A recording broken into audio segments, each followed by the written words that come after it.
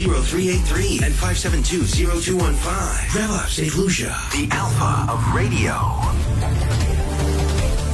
Join the United Workers' Party this and every Thursday on Rev Up St. Lucia 97.1 FM for an educational and informative program, Meet the Opposition. Participate in exciting discussions from 9 a.m. to 10:30 a.m. Be in the know every Thursday on Rev Up St. Lucia 97.1 from 9 a.m. to 10:30 a.m.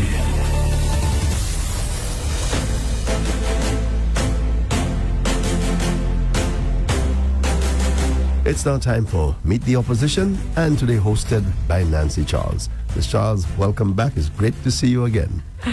Good morning, Andre. Good morning, St. Lucia. Good morning to your listeners.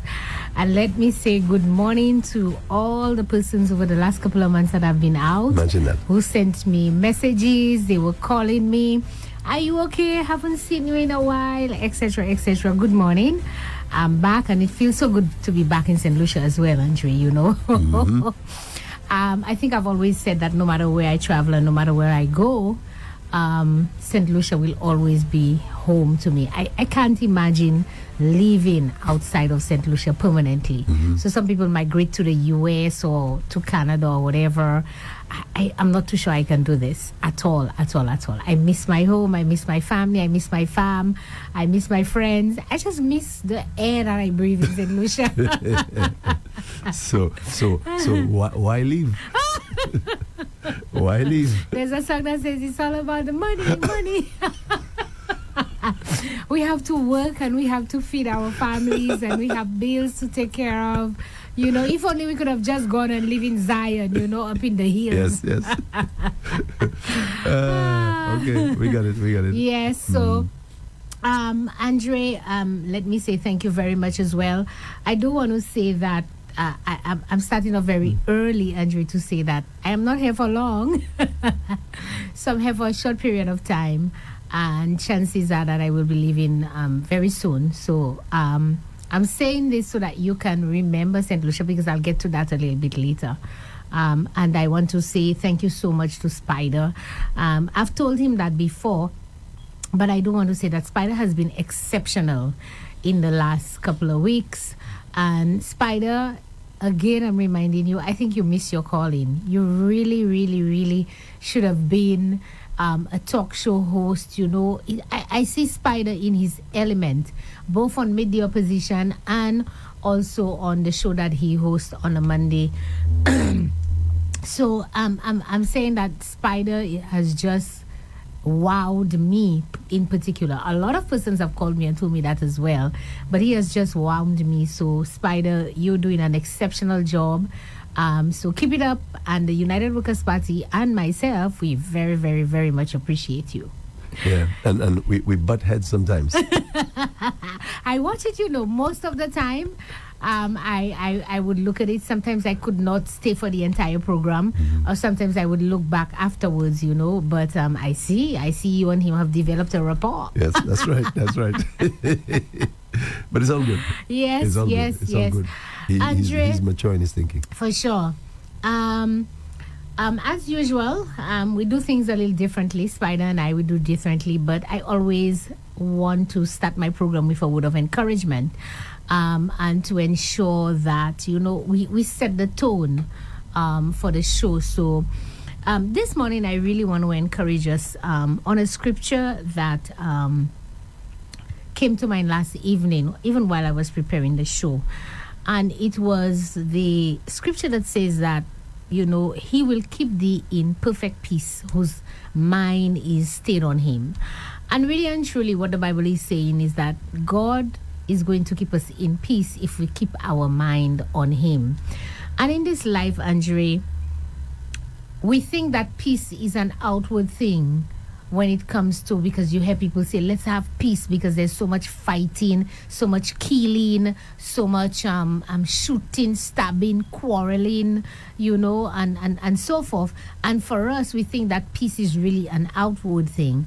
But peace is really something very inward, because peace starts from within. It starts from inside of you. It starts from what you consume, meaning what you listen to, what you allow to permeate through your ears and allow to remain in your mind, in your brain, what you take in, what you listen to. All these things are the contributing factors to whether you're going to be a peaceful person or whether you're going to be a warring person. And so my encouragement to St. Lucia today is that you need to be a bit more mindful as to what is it that you allow inside, and I'm talking about your mind, your brain, what you listen to, what you watch. What are some of the things that you consume in that type of way that would either allow for you to be at peace or allow for you to be at war?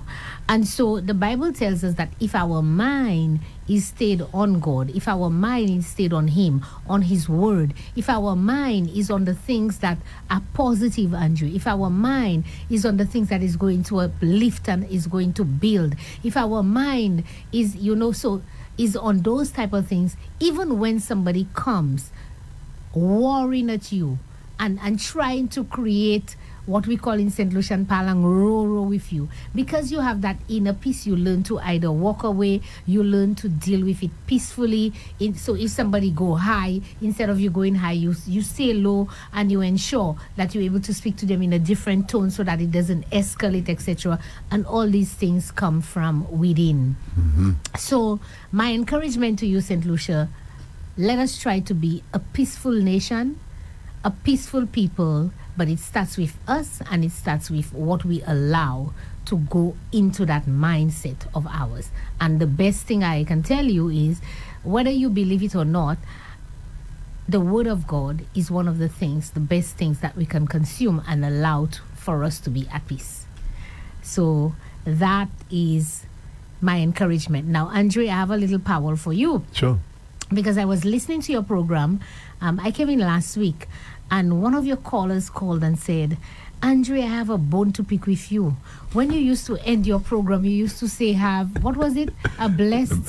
a godly weekend. A godly weekend. Yes. And you were looking for all kind of stories as to why you're not telling people to have a godly weekend, because you yourself was probably not having a godly weekend. So, Andre, I heard that part, right? Imagine that. That's what you picked up? Yeah.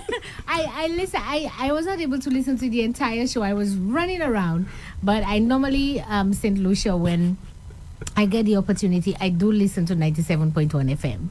I listen to the other stations as well, but I try to make it a habit to listen to 97.1 FM. And I heard the gentleman chastising you and telling you, Andre, you have to go back. Now, you tried it. A few callers after you said have a godly weekend, but that's not enough. Okay, so caller, I'm on your side. Well, as I said to him, once upon a time, that's exactly the weekend I used to have. Right. But these days, I'm in old school country and western. So that's probably godly. So in your mind, that's not a godly weekend at all. No. Definitely not. You understand? Well, I don't know. I can't be a hypocrite. Yes, I understand. So maybe what you need to do now is to look at other ways and means of telling people to have a godly weekend so that you can have a godly weekend. Well, let me repeat what you said earlier. It's about the money.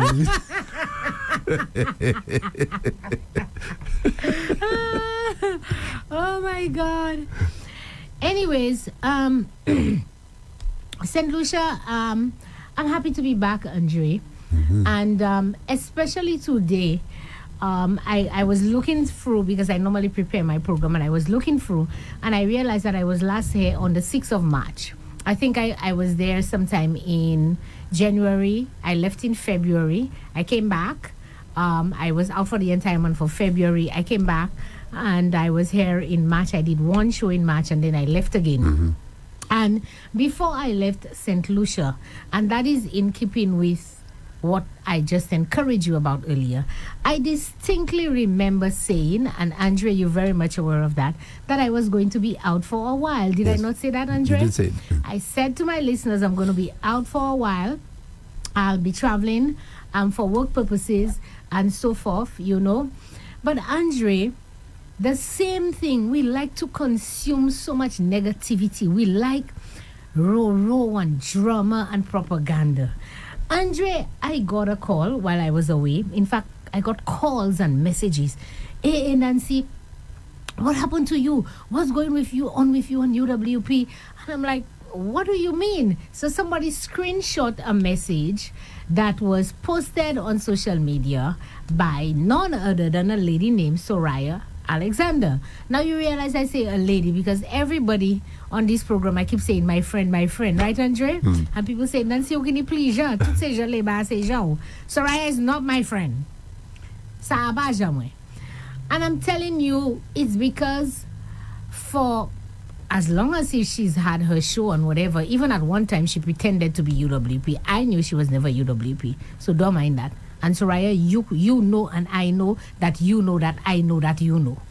So don't try and take me on about that. You've never been UWP.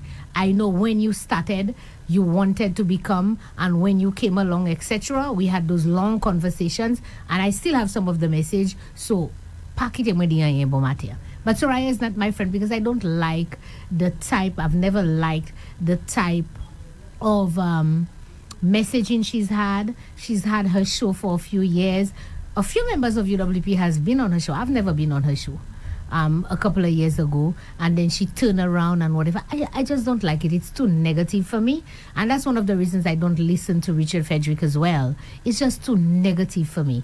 I try as much as possible to input, and I'm trying not to be a hypocrite, to input into this mindset things that are a little bit more conducive to discussion and so forth, and things that are more positive, things that I can learn from, things that I can listen to, and I can say, something is wrong about that, and I'm going to get to that as well.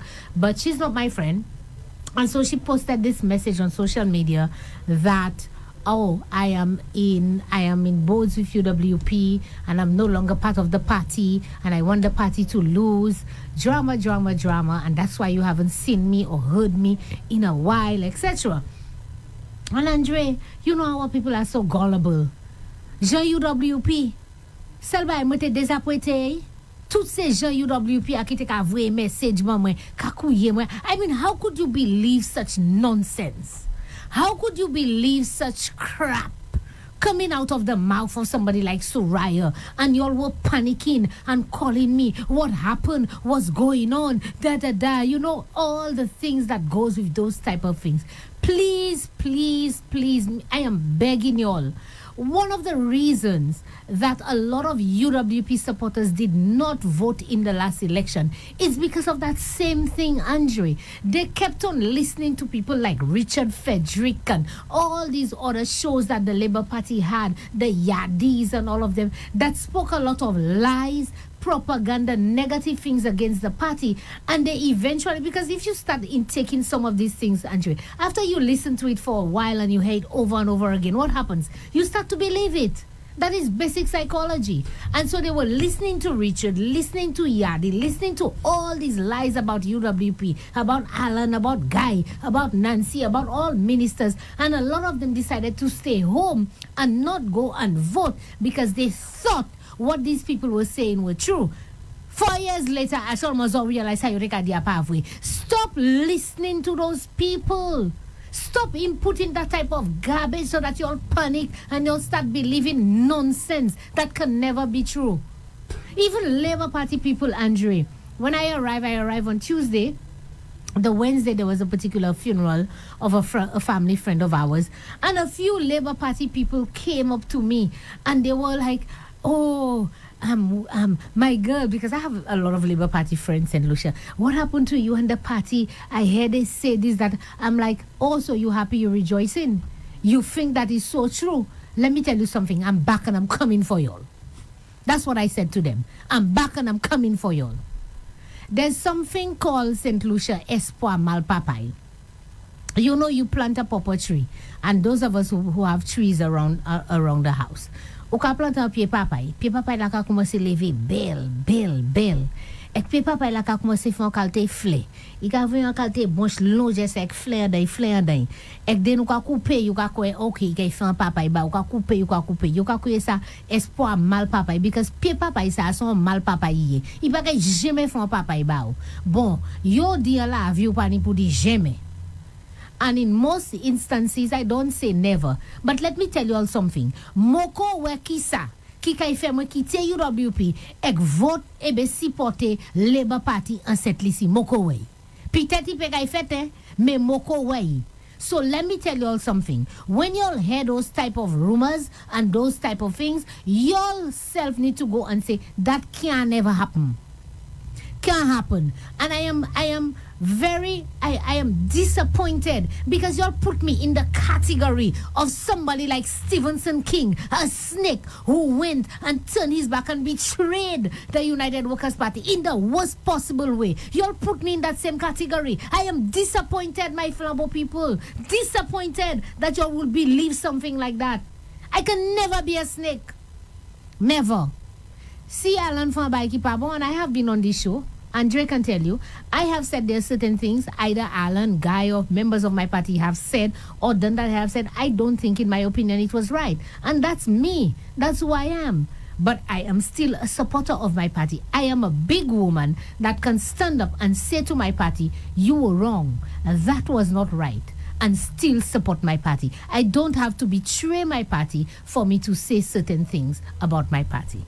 So I am saying to you all, stop listening to those negative things. Stop listening to those lies and propagandas. Nancy Charles is United Workers' Party, has always been, most likely will always be. Something really drastic has to happen, Andre, in the United Workers' Party. Some really drastic changes. Because I've always said, first and foremost, I'm a member and a supporter of the United Workers' Party because of the freedom and the flexibility that I have to be me and to be myself. You understand? I can speak out with in my party at any given, and even some of my friends who are within the party know that as well. Because they were like, what happened? You can't speak again. Why did people say that? I'm like, not going to happen. And I've always said as well, I have been in UWP as long as I can remember. I live in UWP for people that want to come and mash up the party and say, me, I live in it for them and let them mash up my party. I'm staying here to fight the fight and fight the battle for my party. Now, I say this ashamedly. I don't know who Soraya is.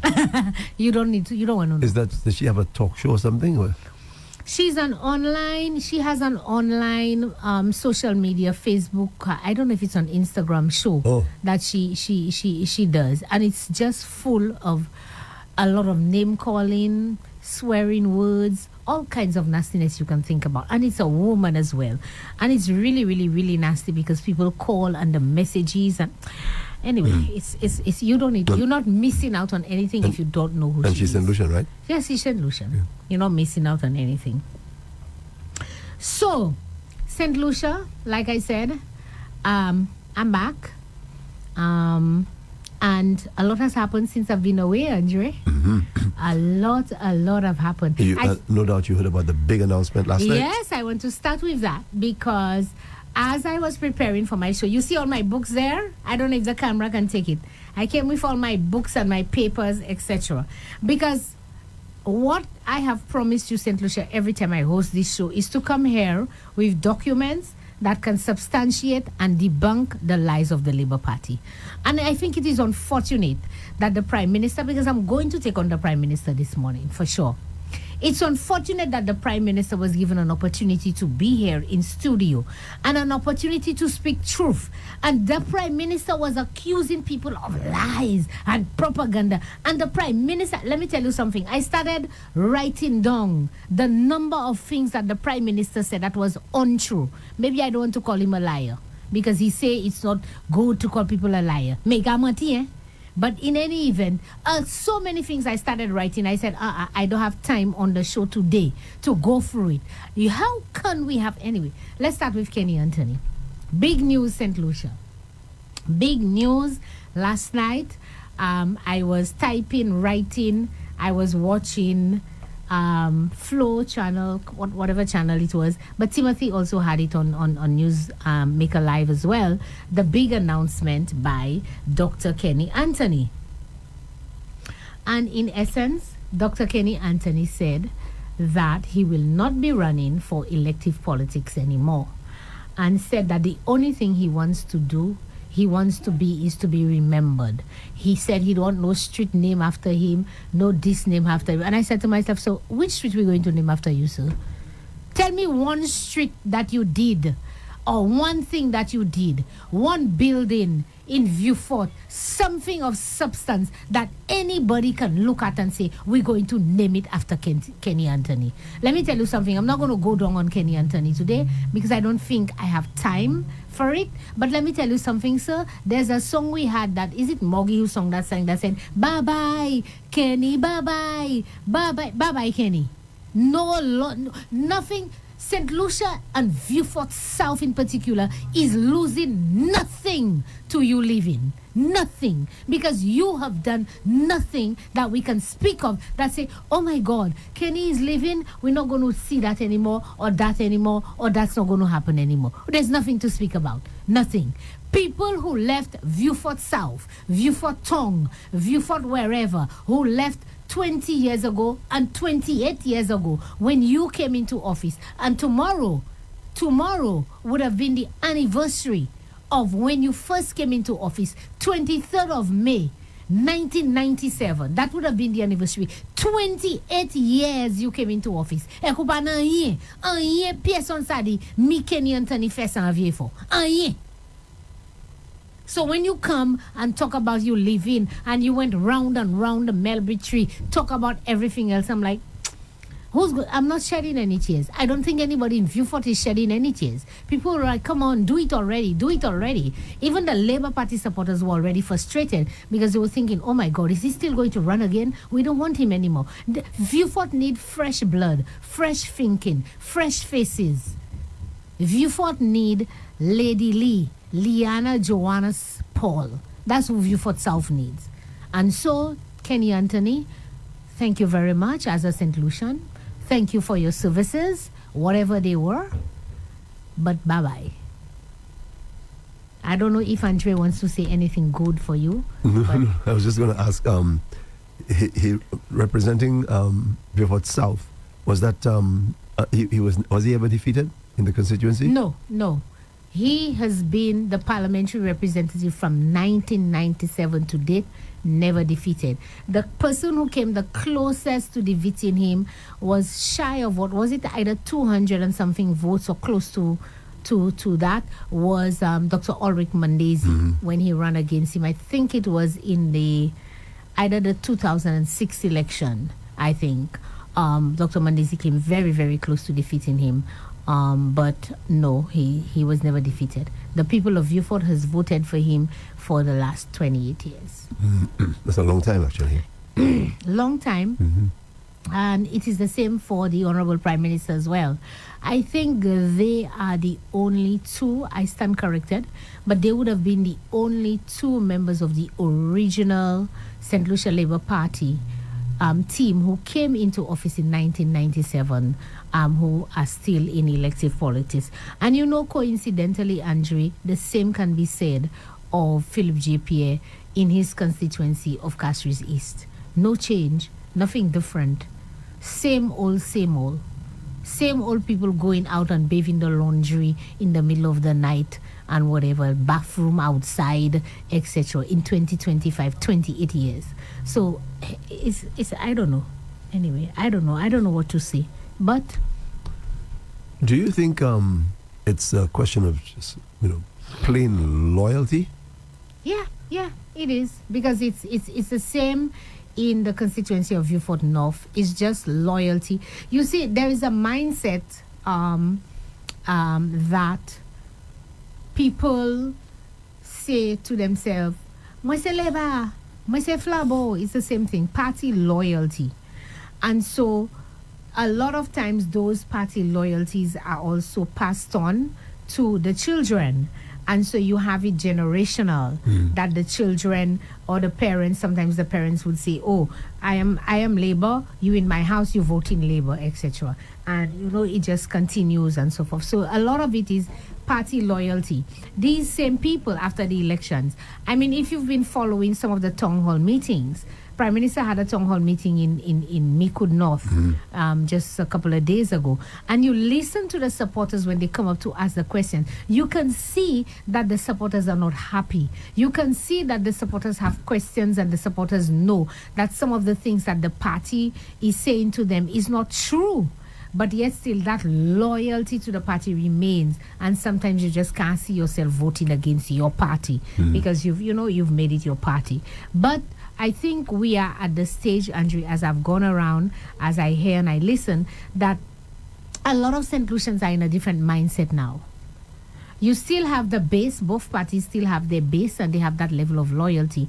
But majority of the new generation, persons in the 25, 30 age bracket, 30, 25, 18, and so forth, they are thinking differently. They're not thinking party loyalty, etc. They're thinking two things. They're thinking candidates. So they look at who is the best candidate for my area, and they're thinking nationalistic. They're looking at the country. They're looking at policies. They're looking at development, etc., etc. Which is why when the Prime Minister came on Friday, I was like, oh my God, you have an audience that you're able to speak to, and speak truthfully and honestly to. And but I can't blame him so much, because it wasn't Mr. Fenlon a principal of a school Yes, one time? Babylon. And I thought to myself, a former principal. I mean, he's the one who started with all the lies, He's leading the Prime Minister on in lying. He's asking him lying, leading questions. You understand? So that the Prime Minister will answer in a particular way. So when you say to the Prime Minister that, his first question was, when you came into office, St. Lucia was on the brink of the IMF. And I'm like, where did that come from? Where and how St. Lucia was St. Lucia ever on the brink of the IMF? You understand? So that the Prime Minister will now continue to answer. I mean, it's shameful. Mr. Fenelon, if you are listening, take a page from my book. Take a little bit of an example from me. And that is the difference between meeting the opposition and meeting the ministers. I think Dr. Anthony spoke for about 90 minutes.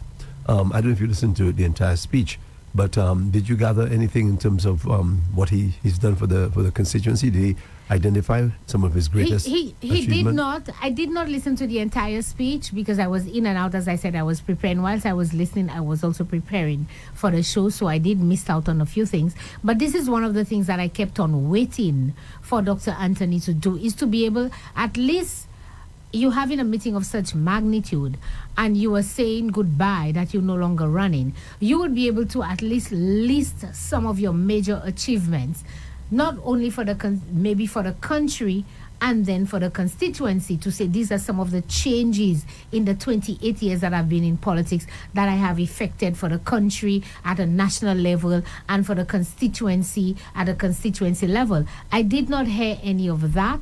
I don't know if he did. So if he did, somebody will call when we open the lines and say that he did and what they were. But if he did, it probably would have been just one sentence, because it's very, very minute. I mean, you look at Vieux-Fort South. I'm from Vieux-Fort. Born, raised in Vieux-Fort. Been going to Vieux-Fort town all my life. You understand? And when you look at Vieux-Fort, the promenade, which is the road before the Philip Maslin grounds, that is what you can see. And then a lot of footpaths in between a lot of the areas in the constituency. I mean, Vieux-Fort should be the second largest town. After Castries, should be the second largest town in the country. Vieux-Fort doesn't have a town hall. Vieux-Fort doesn't have a library. They started renovating. I don't know where it's at, if it's now. Vieux-Fort doesn't have a community center, a community center, let's call it that.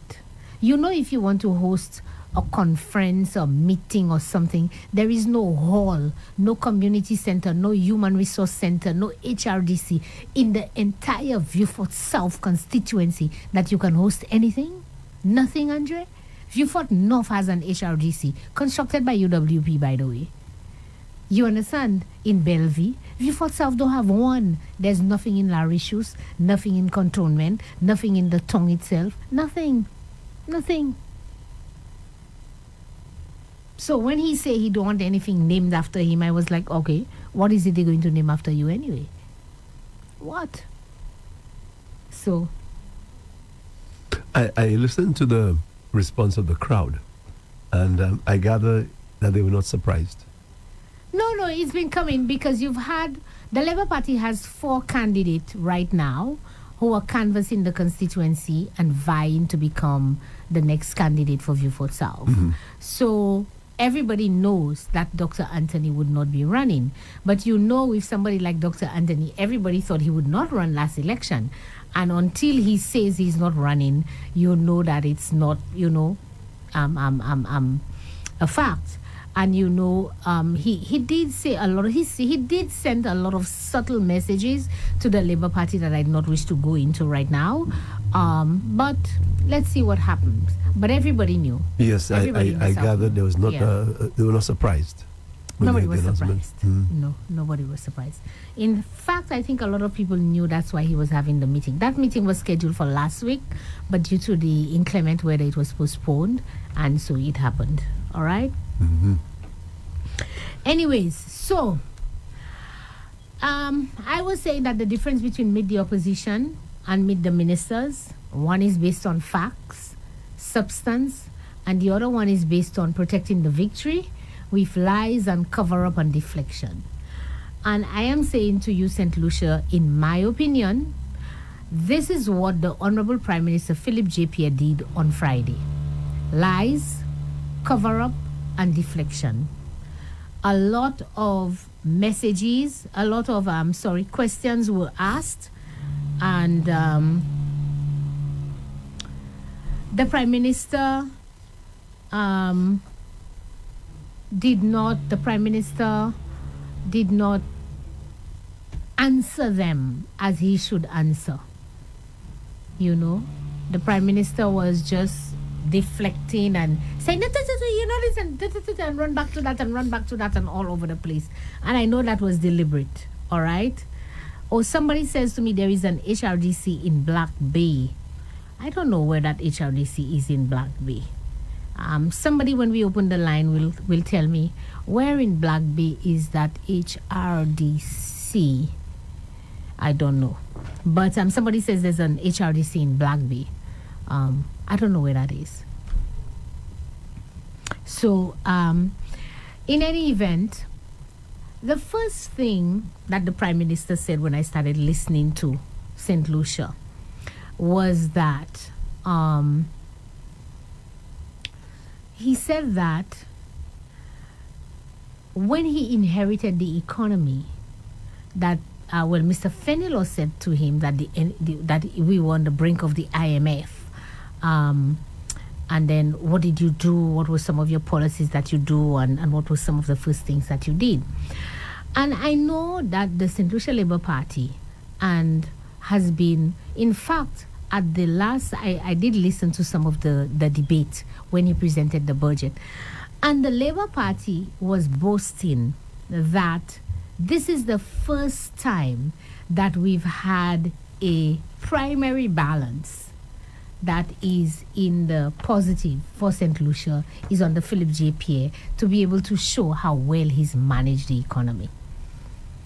And so they were saying every time Alan Chasney was there, it was a negative primary balance. That's not true, St. Lucia. Marty and the Prime Minister perpetuated that again. So I told Andre, I come with all my books. This is the Economic and Social Review 2024, St. Lucia. And this is done annually. This report is done annually. So no matter what the politicians say, you see, this is the most factual report that is prepared for St. Lucia in terms of the economy and how it is performing, and it gives a detail of every sector, looks at debt, etc., Andre. So who puts it together? This is put together by staff of the Ministry of, I think, Economic Development and the Ministry of Finance. So they have no choice. They can't lie. They have to take the information as is and put it in there and prepare this report. All right? And it is the guidebook that every parliamentarian should use when you go to Parliament and you want to talk about the economy, about the various sectors, etc., the performance, the actual performances. Because remember last year, when they were trying to talk about agriculture, it's when we took the economic and social review, because a lot of times when the Prime Minister presents the budget, the estimates, you do not get the economic and social review as yet. So they say all kinds of things, all kinds of projections, lies, etc. But when he presents the budget address by then, this needs to be prepared by then. And so then you can come and demati them. And that is how we were able to show them that there was an overall decline of 17% in agriculture. And every single sector in agriculture declined the financial year before. The same thing again, but I'm not going to go there. But I want to show you, Andre, on page 127 and 128 of the Economic and Social Review for 2024. That's the last one, the latest one that they've just prepared. All right? And what it says when it comes to the primary balances and so forth. And what a primary balance is, more or less, St. Lucia, is this is how much money that the government collects in revenue.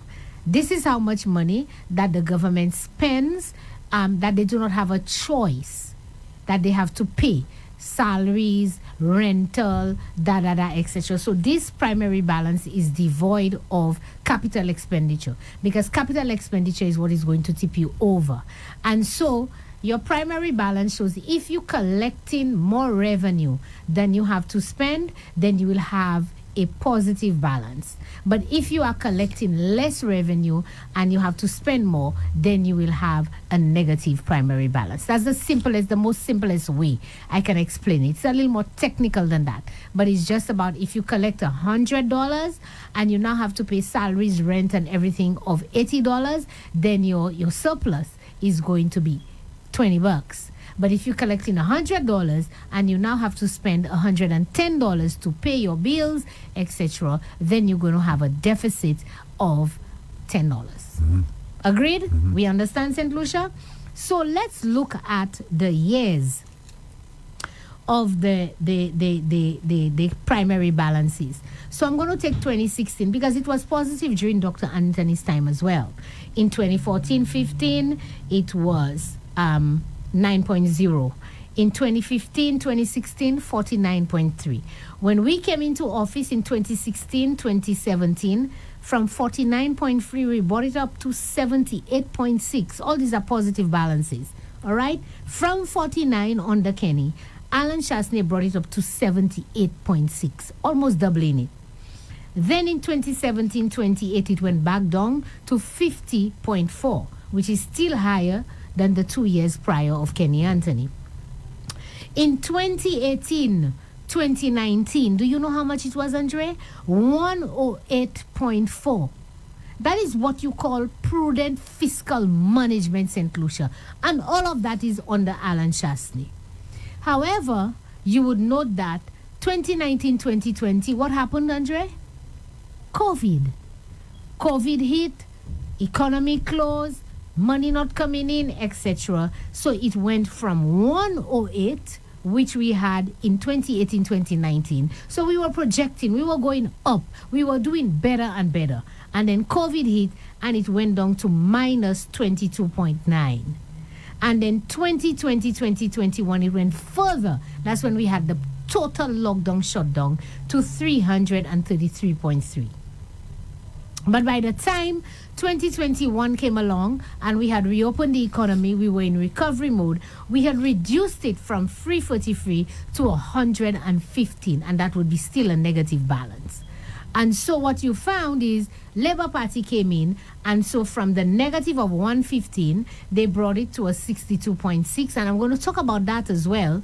Then they brought it to a positive of 14.1 and now a positive of 101. So, St. Lucia, when the Labour Party lies to you and say to you that Alan was not managing the economy and he was not a fiscal prudent manager and we always had negative balance, not true. Not true, because the Economic and Social Review shows it clearly that it only started to occur, Andre, during the time of COVID. And I thought it was important to bring that. and to show you, because when you have a prime minister who's the minister of finance, and listen to that, and let me tell you, the prime minister sat there, and Andre, you heard him say, he said that the measure of a man, didn't he say that?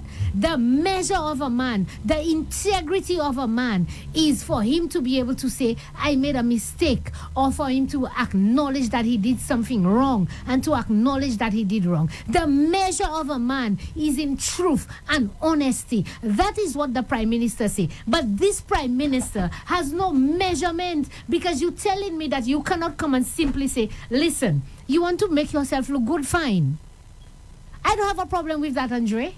I don't have a problem in showing that you, as Minister of Finance, was able to move us from a negative primary balance and bring us to a positive. But don't try and lie and make it seem that we never had a positive balance. We never had a surplus, a primary surplus. And it's only when you came, you inherited it in a negative and you've brought it into a positive. The only reason you inherited a negative primary deficit is because of COVID, and you can see it clearly there in the 2 years of COVID. And what is your measurement, Honorable Prime Minister? Puchupa Hadisa. Alan Chasnet te fait tel bail, mais pas about Alan Chasnet, pas about comme. Mais ou ka fait moun kwe dat ki Alan Chasnet pas fait rien qui bon. Alan Chasnet pas te ka manage l'argent cette lisi. Ou ka fait moun kwe Alan Chasnet pas te sa manage l'argent, c'est ou qui manage l'argent. Ou pas di bail la vérité. Di se moun la dat ki paye te ka fait bien, mais le Covid vini, tout bagay vin croiser et puis ou pour économie après Covid ou mener dans manière. I have no problem with that. Because you did it. But I'll get back to how he was able to do it as well. Because when we as the United Workers' Party told you that all the achievements between 2021, 2022 going into 2023 was that of the United Workers' Party, it was our recovery plan he was implementing, Andre. When they came in July, we had already passed the budget, we had borrowed money, and they came in and they implemented our recovery plan. Our recovery plan. So all the recovery that happened during that time belongs to the United Workers' Party because it was our plan. Labour did nothing. They just came in and implemented. So you're saying Labour di bon? Labour di bon. Because, like I said to them, when I come on the show, I'm not PR for the St. Lucia Labour Party. I'm not PR for the government. Now, I always subscribe Super Hadi bon, padi mal. So if the Labour Party does something that is good and I choose not to speak about it, I am not going to lambaste it and say it's wrong, it's bad either. You understand? I will say nothing. Let the PR of the St. Lucia Labour Party big up themselves and say the good things they're doing. That's not my job. Okay. But if I choose to, and somebody asks me, oh, Nancy, what do you think about the youth economy? I would say, I think it's a good initiative. I don't think it's a bad initiative. Can there be improvements? Can there be changes? Yes. But it's a good initiative. But do you want me to go on and on about youth economy? Ça va travailler moi. C'est travail Jean Labour, ça va travailler moi. You understand what I'm saying, Andre? That's what. You understand? That's what.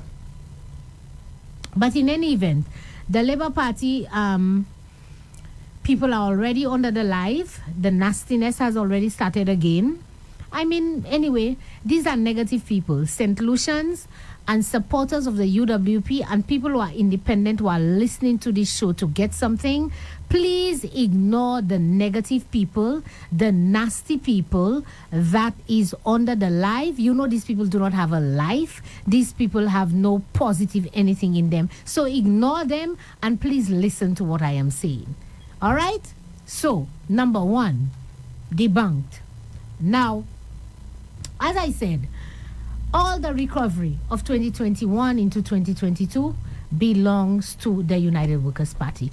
Andre, do you remember a time when Mondi Lewis, at the time she was still, what was she, attached to the Prime Minister at the time, when she was on air and claiming, she was boasting that in the first year that the Labour Party did not borrow any money. You remember that?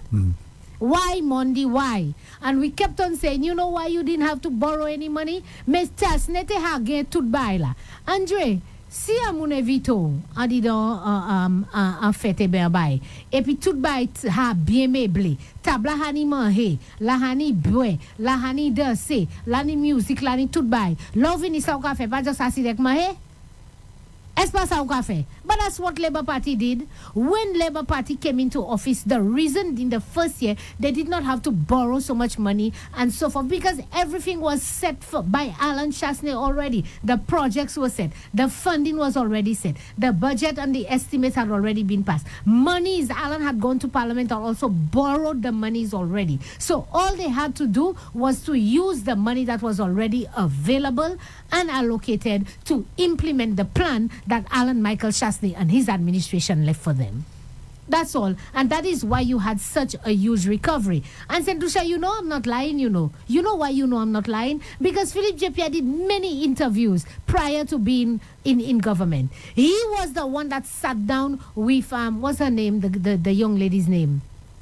Janika, and said that Alan Chasney is the only person that believed after COVID that tourism will go back to its original because he had no faith, he had no vision, he had no plan.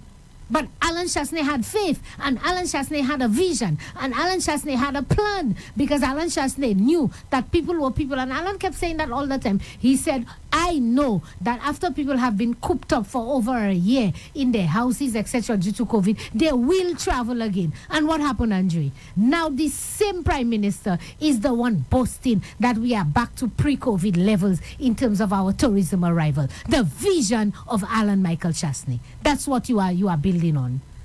Because you didn't believe it. You said that Alan is the only person in the world that believes tourism will get back to that. What happened? Who's the only person now? Who's laughing now? Who's laughing now?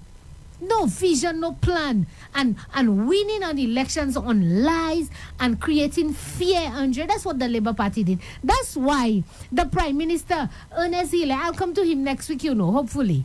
I'll come to Ernest Hille next week because he's not getting a blight either. But I thought I should deal with the Prime Minister first. These people cannot speak one word of truth in their mouth, Andre. You know why? Because it started from the time they were in opposition. They lied about Guy, lied about Alan, lied about crime, lied about the police. They created fear in the hearts of people. Everything was exaggerated. And today, they cannot enjoy it. Te me dizo sa, nou toujou ka di, eswa se moun la ki ka hen la han san swe ya, yo pa sa fan yek la jan, moun ki ka vole, moun ki ka cheat se, moun la ki an drugs ek se bay kon han, yo ka fe se bay sa pou yo ni la han, gade ki sa yo ni, anye, yo pa sa fe an yek la han, yo pa sa e jwe la jan. It's the same thing with Labour Party, you know, because they did not come into government on truth and honesty and integrity. They came in on lies, on propaganda, on creating fear. And so they are now ruling in the same way. They cannot enjoy being in government. They cannot develop the country because they are so afraid. Every time the Prime Minister says, these people lying, they lying. And who's lying, Andre? That's his fear. That's what's in his head because he knew that's what he did. He knew that's what him and his party did. So everything he talking about, they lied. And it's you that coming right on radio, on Rev Up, a new program you just start to hakumasi mati. Oh, just kumasi. Oh, hakamati. Nancy, just going back to the point you were making earlier about you not being a spokesperson for the Labour Party. Mm-hmm. And I said Labour de bon, right? So do you think it is fair for the Prime Minister to say things that would make the leader of the opposition right now look good? No, that's not his job. That's not his job to make the leader of the opposition look good. His job as Prime Minister and a member of the St. Lucia Labour Party is to be honest with the people of St. Lucia. So give the people the truth, Andre. Let the people decide whether Alan Chasney is a good man or a bad man. Whether Alan Chasney was a good manager or a bad manager. So I will not tell you go and give Alan Chasney props and come and say he was a good person, he managed the economy well. Right. But don't come and lie about him either. Don't come and lie about him. Don't come and say things that were not true. Because that's what, and the Prime Minister said that as well. He said that people, they lie. I wanted to take the clip, you know, and play it and send it to you to play it again so people can remember what he said, you know. People talking about things that never happen. And who talking about things that never happen? Philip J.P. I can't believe this, Andre. I could not believe that I am watching the gentleman, the honorable, he's supposed to be honorable prime minister, sitting there talking and accusing people. You know, like they say, Andre, you see, let me show you. When you point one finger at Andre, excuse me, you see how many fingers pointing back at me? 3 of them. One at him, but 3 pointing back at me. That's what the prime minister does. Point one finger at people saying they lie, propaganda, not speaking the truth, and 3 fingers pointing back at him because he's doing it triple time. What he's accusing somebody of. Triple time. Triple time. Anyways, let's go to the next one. There was something else I wanted to read, but it's almost 10 o'clock already. It has to do with the payables as well.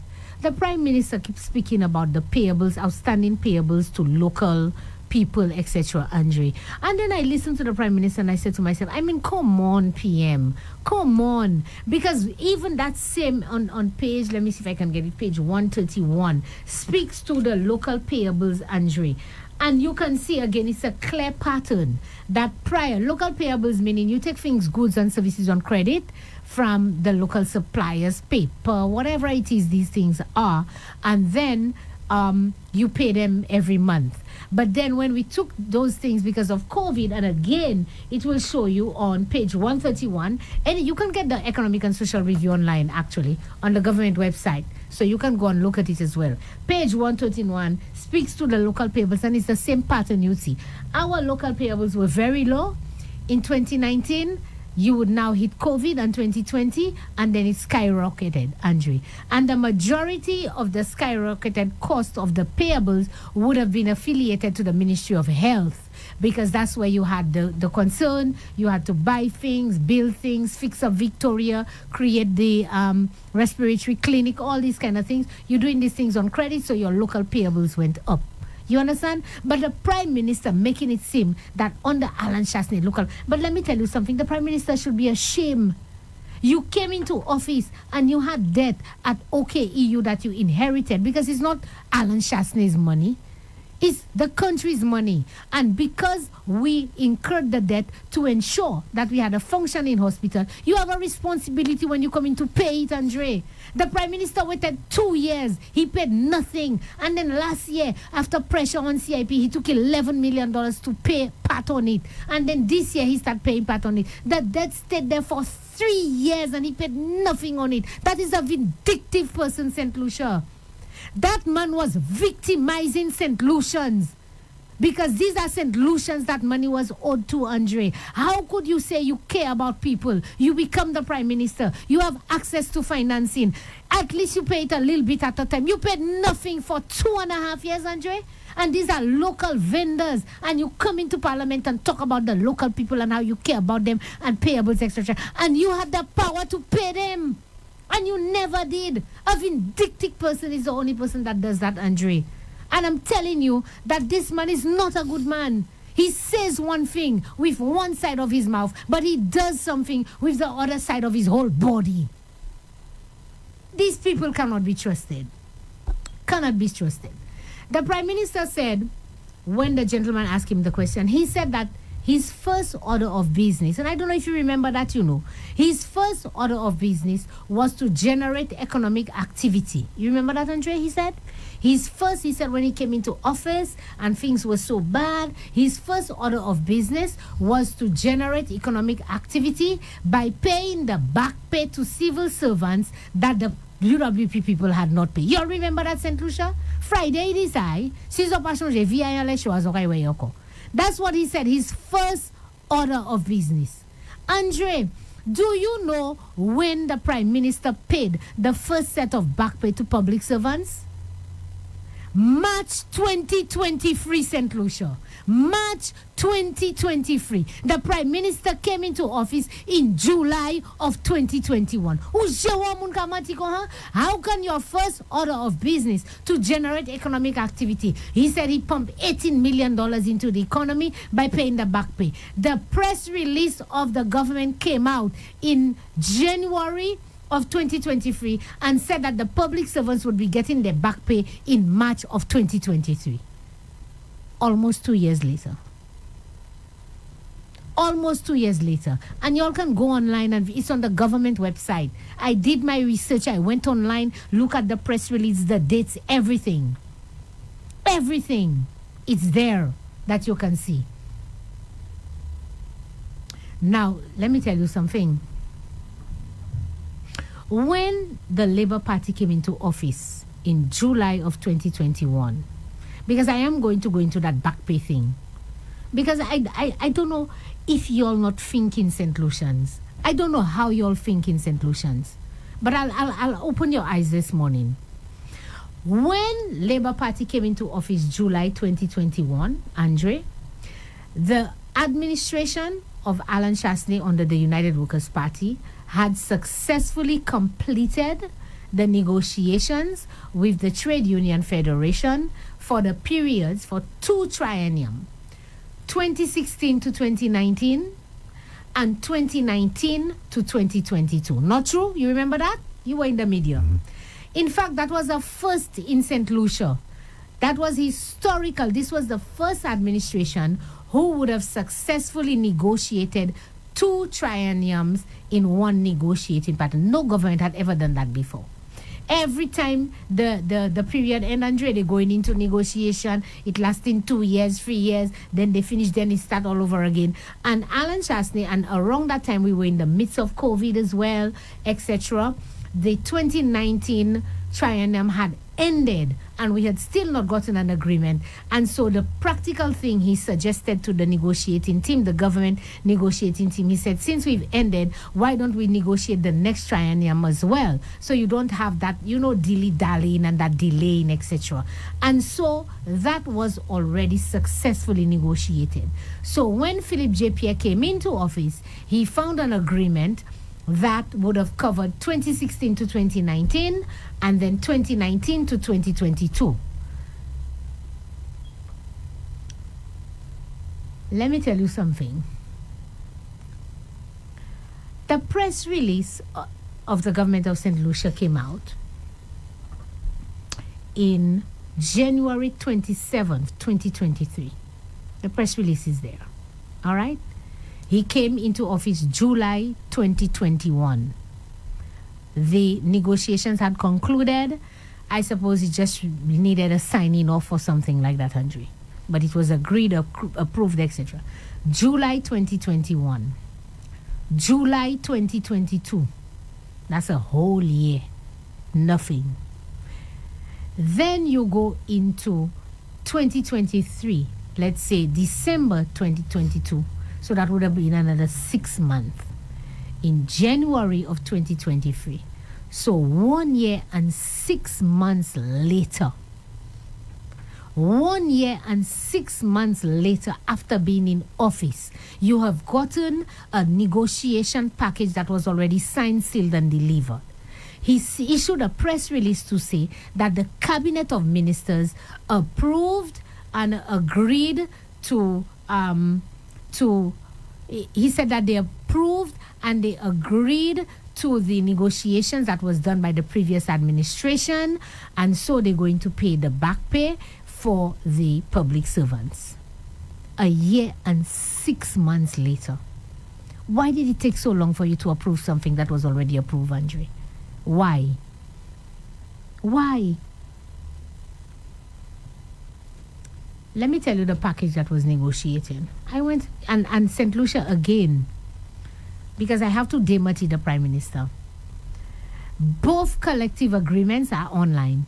If you just go on Google and search the collective agreement 2016-2019 and the one 2019-2022, it's online. It's a public document. You can Google it, and I went online, I got them, I read through them. I read, I study, so I come with facts. The Prime Minister said that the UWP administration did not pay the people 1%.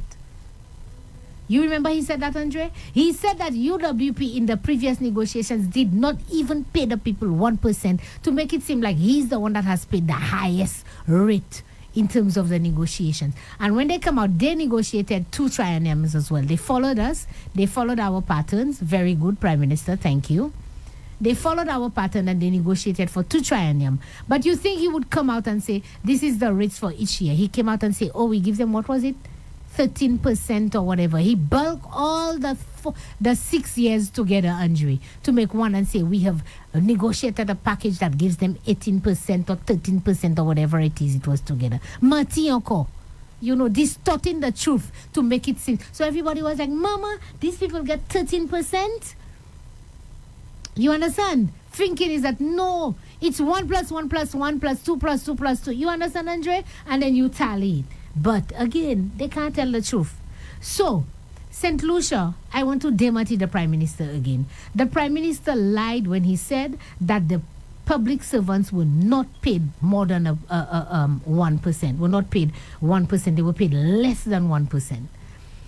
The package, 2016, they were given a lump sum. Every public servant got a lump sum of $1,800. Now, when they tell you, they're the only government that's ever given public servant a lump sum month, Mati encore. We gave them a lump sum of $1,800. 2017, the negotiation was 1% with no back pay.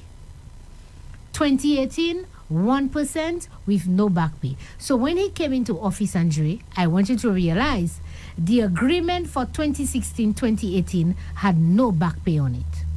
So there was no money owing. So if he had just honored the agreement, that 11 or $18 million that he paid, he didn't have to pay that, All he had to do was to honor the agreement and pay the people their salary. There would not have been a need for back pay. But I'll tell you why. I'll tell you why the back pay is important.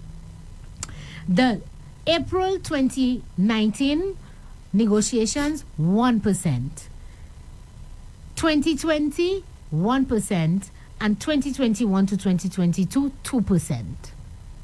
So you realize that, Andre, in all of the years, the public servants got 1%, and in a particular year, they got 2%. So that's higher than 1%, right? The Prime Minister don't know that? You think the Prime Minister don't know that? Do you think the Prime Minister don't know that, St. Lucia? But yet still, he can come on air and say that they were paid less than 1%. Yet still he can come on air and say that. So, let's talk about the back pay now. And St. Lucia, if you go online to look for the agreements, one of them is on Section 44 and one of them is on Section 46 of the both collective agreement. That's where you'll get the information. It's right there. You can go online and you can get it. All right? So, the back pay came because of the delay, Andre.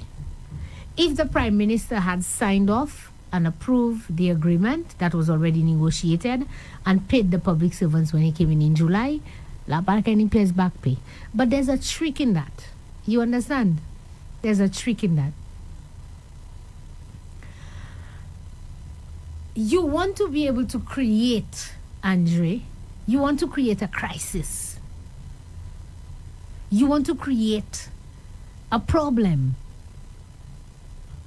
You creating the problem, Andre. And then you come back and you pass back and you come and solve the problem.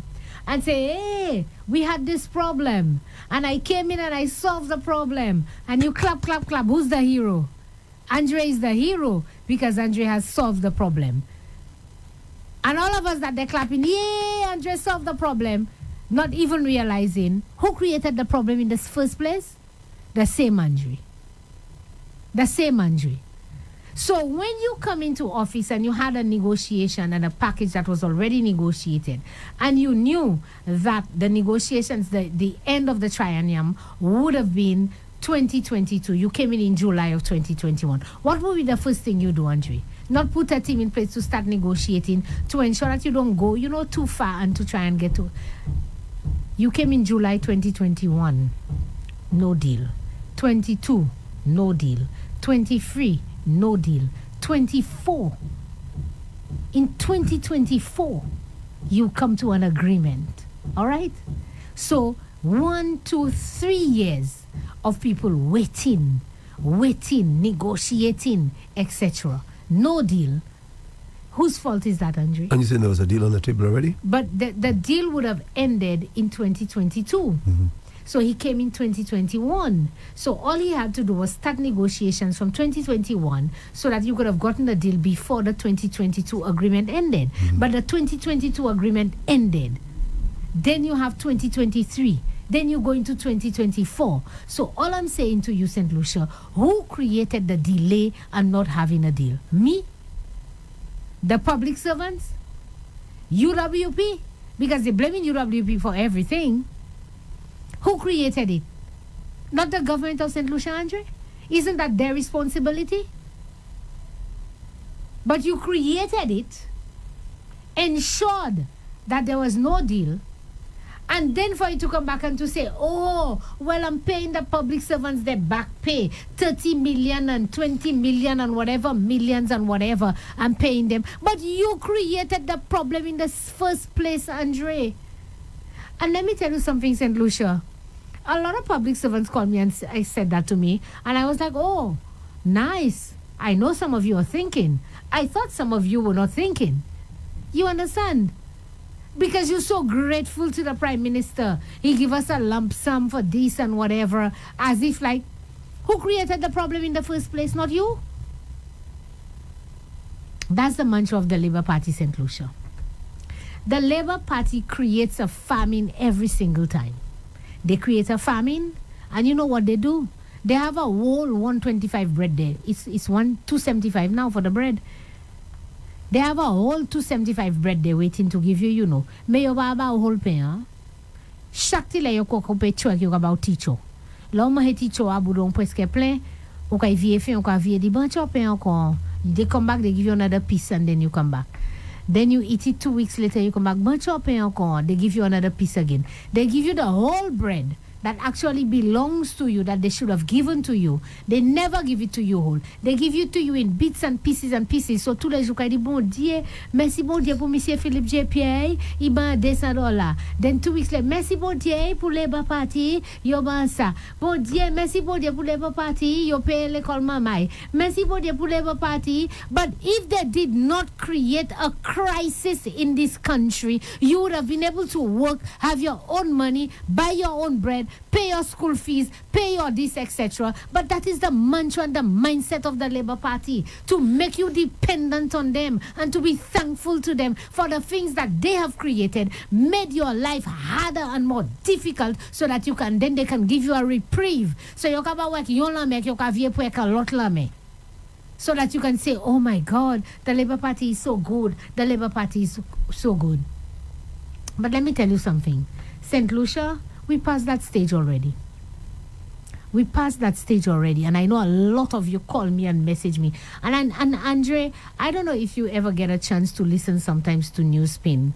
But there was a caller who called Newspin. She's a St. Lucian, but I think she's Dominican, St. Lucian descent, but she's been in St. Lucia for a while.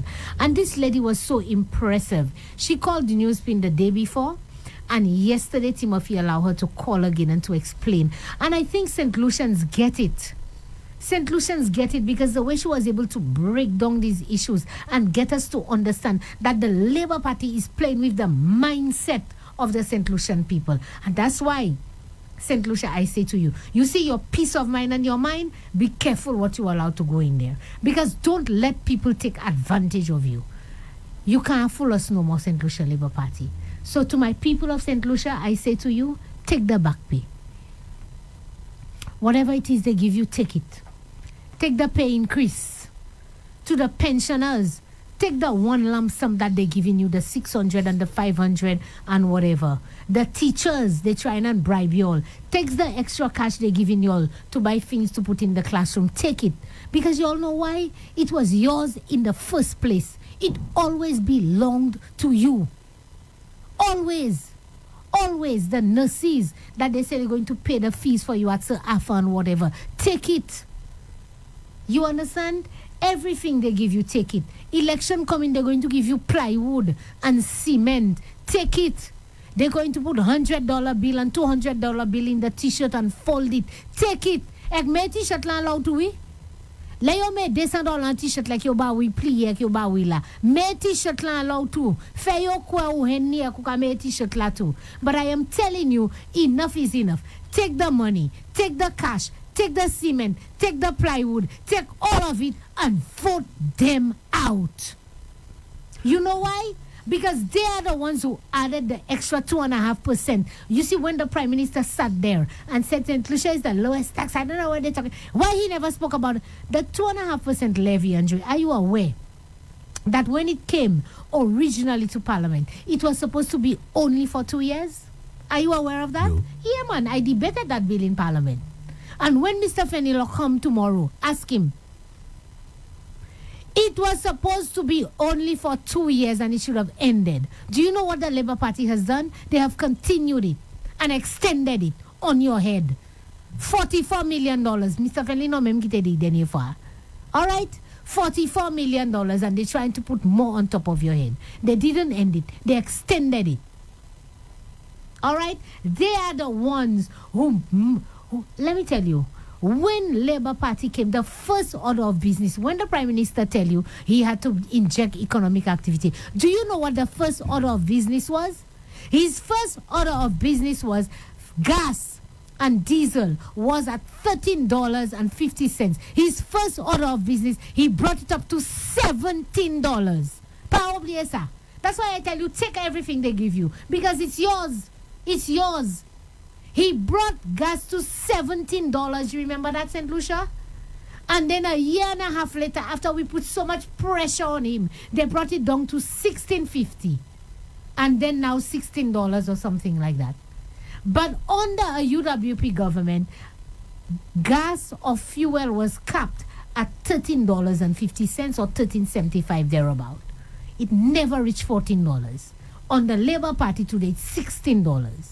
So take it, because the extra duties that they are collecting on it, this money was supposed, that 150 tax that we put in place on the fuel, it was supposed to go to road maintenance. Tout le monde complain. It's worse now. And you said that the health and security levy was a temporary measure? It was 2 years. It was temporary for 2 years. Ask him. I debated it in Parliament. I was a senator at the time. 2 years. 2 years are passé you extended. They have not stopped it. I wish I had told you that before so you could ask the Prime Minister about it last week. You understand? St. Lucia, because of the high price of fuel, that's why you're paying so much in your electricity bill. Because of the high price of fuel, that is why the price of bus fare had to go up. Because of the high cost of fuel, that is why the cost of goods and services go up. Because if the distribution company pay more for fuel, Andre, what they do, they pass on the cost to you. This is the same Prime Minister that said, I couldn't do nothing. All these you can do VAT and lesa, ou baskets of goods, ou sa, so pri ba desan. Let me tell you something. Don't be fooled by that, you know. Do not be fooled by that. That the Prime Minister in a town hall meeting, you've been in government for 28 years. Proud was something, I think it's the Labour Party who instituted Proud. 28 years. Kome moun ki a hente about Proud. Ou ka do bouta da meeting mikou, e kou ka di denye jan set lisi. Tout moun ki a lete gouvernement, depo hala pour 30 years and over, that you will get the land for free. Let me tell you, St. Lucia, don't be fooled by that. Because you don't just get land like that. In order for them to give you the land, you have to get a block and parcel number. In order to get a block and parcel number, there must be a survey of that property. In order for there to be a survey, there must be certain infrastructure in certain instances that has to be placed. You have to put drainage, water, etc., etc. All these things must happen before they can give you the piece of land. So, pakite yo ki nou, eleksyon ka point. Yo ka ba ou te pou anyen. Mwen vle sav kome moun ki ka hen te pou anyen avan. Zon la 4 lane zo pa habay yo moun yo chote. Me ho 10 jou, eleksyon ka point zo ka bay moun te pou anyen. And you think St. Lucians are fooled by that? We are not fooled by that. We are not fooled by that. And that's why the Dominican lady said, gone are the days when politicians at the last minute will do all kinds of things, say all kinds of things to win your vote. And when they win, they forget about you. When they win, they forget about you. Andre, let me tell you something. The Prime Minister said,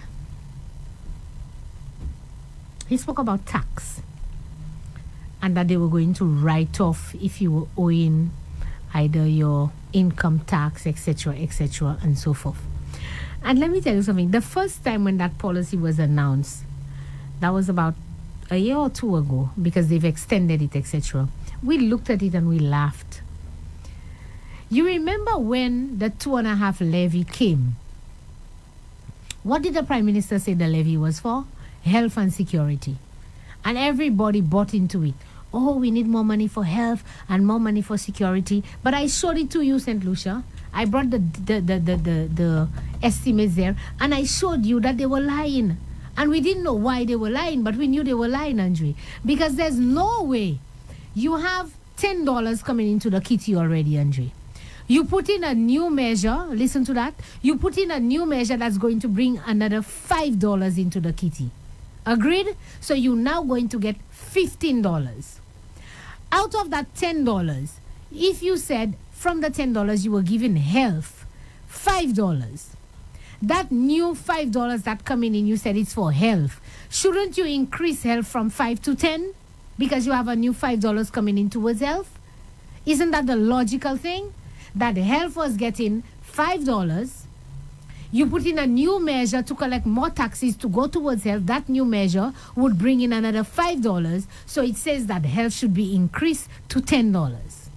We showed it to you in the estimate when they said that health had reduced and not increased. So we knew they were lying. That wasn't what it was for. And lo and behold, we found out. It was because that they had to get a loan. And the conditions of the loan was to show that you would be able to get more money, how you were going to generate more revenue. And said they put in a tax prior to going and get the loan to show, hey, we've put in a new tax, we can generate more money so you can give us the loan now. No dema to you. Let me tell you something. It's a good thing. And don't get me wrong, that the government of St. Lucia is going to write off your income tax and whatever and stuff like that. But St. Lucia, I want to tell you, and we said that to you before, that is not being done out of the goodness of the heart of Philip J. Pierre or the government of St. Lucia. I want to remind you that these would have been accumulated debts and taxes owed to the government, property tax, income tax, VAT tax. These things have been owed for the last 20, 30, 15, how many years? And whilst he's saying to you as a business, it looks bad on your books, I want you to understand that as a business, it's also bad on the government books, Andre. Because you know what they call it?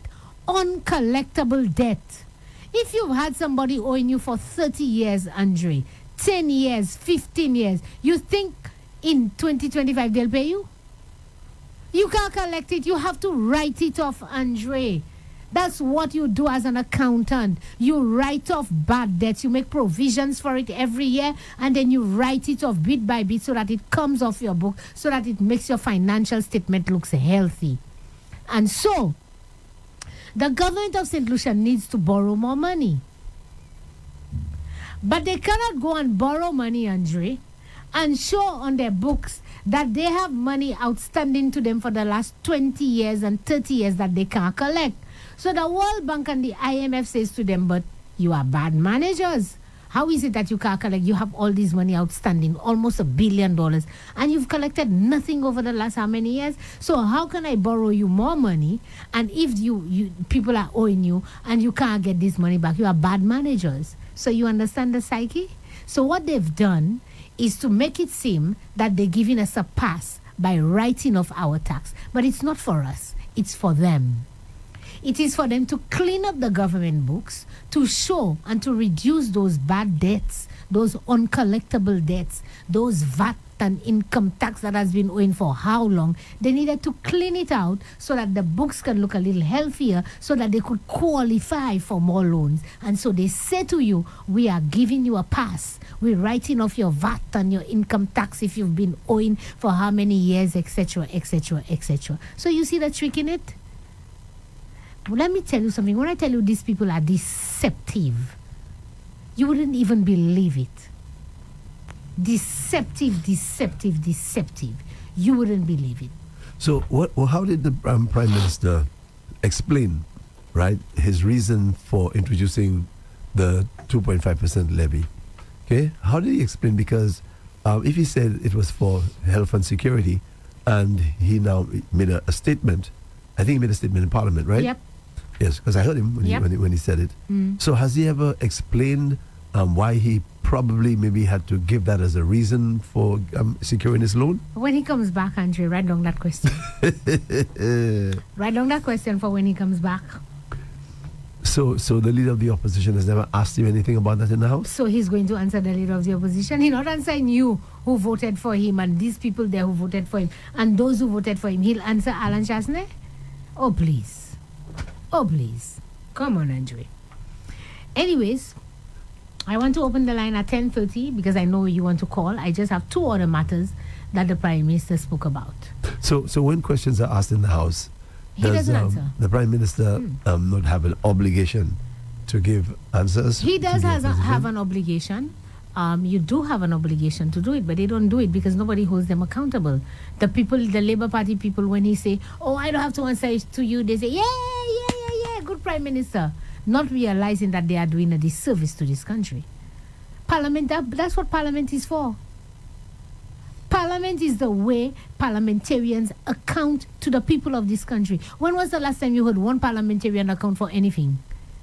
Every time in Parliament is Chasney, Alan, Chasney. They don't talk. They have the bill in front of them and they talk about Alan Chasney. Parliament has turned into a circus. It's the Chasney show. That's what we call it now. The Chasney show. Custody suites, Andre. I heard you ask him about it.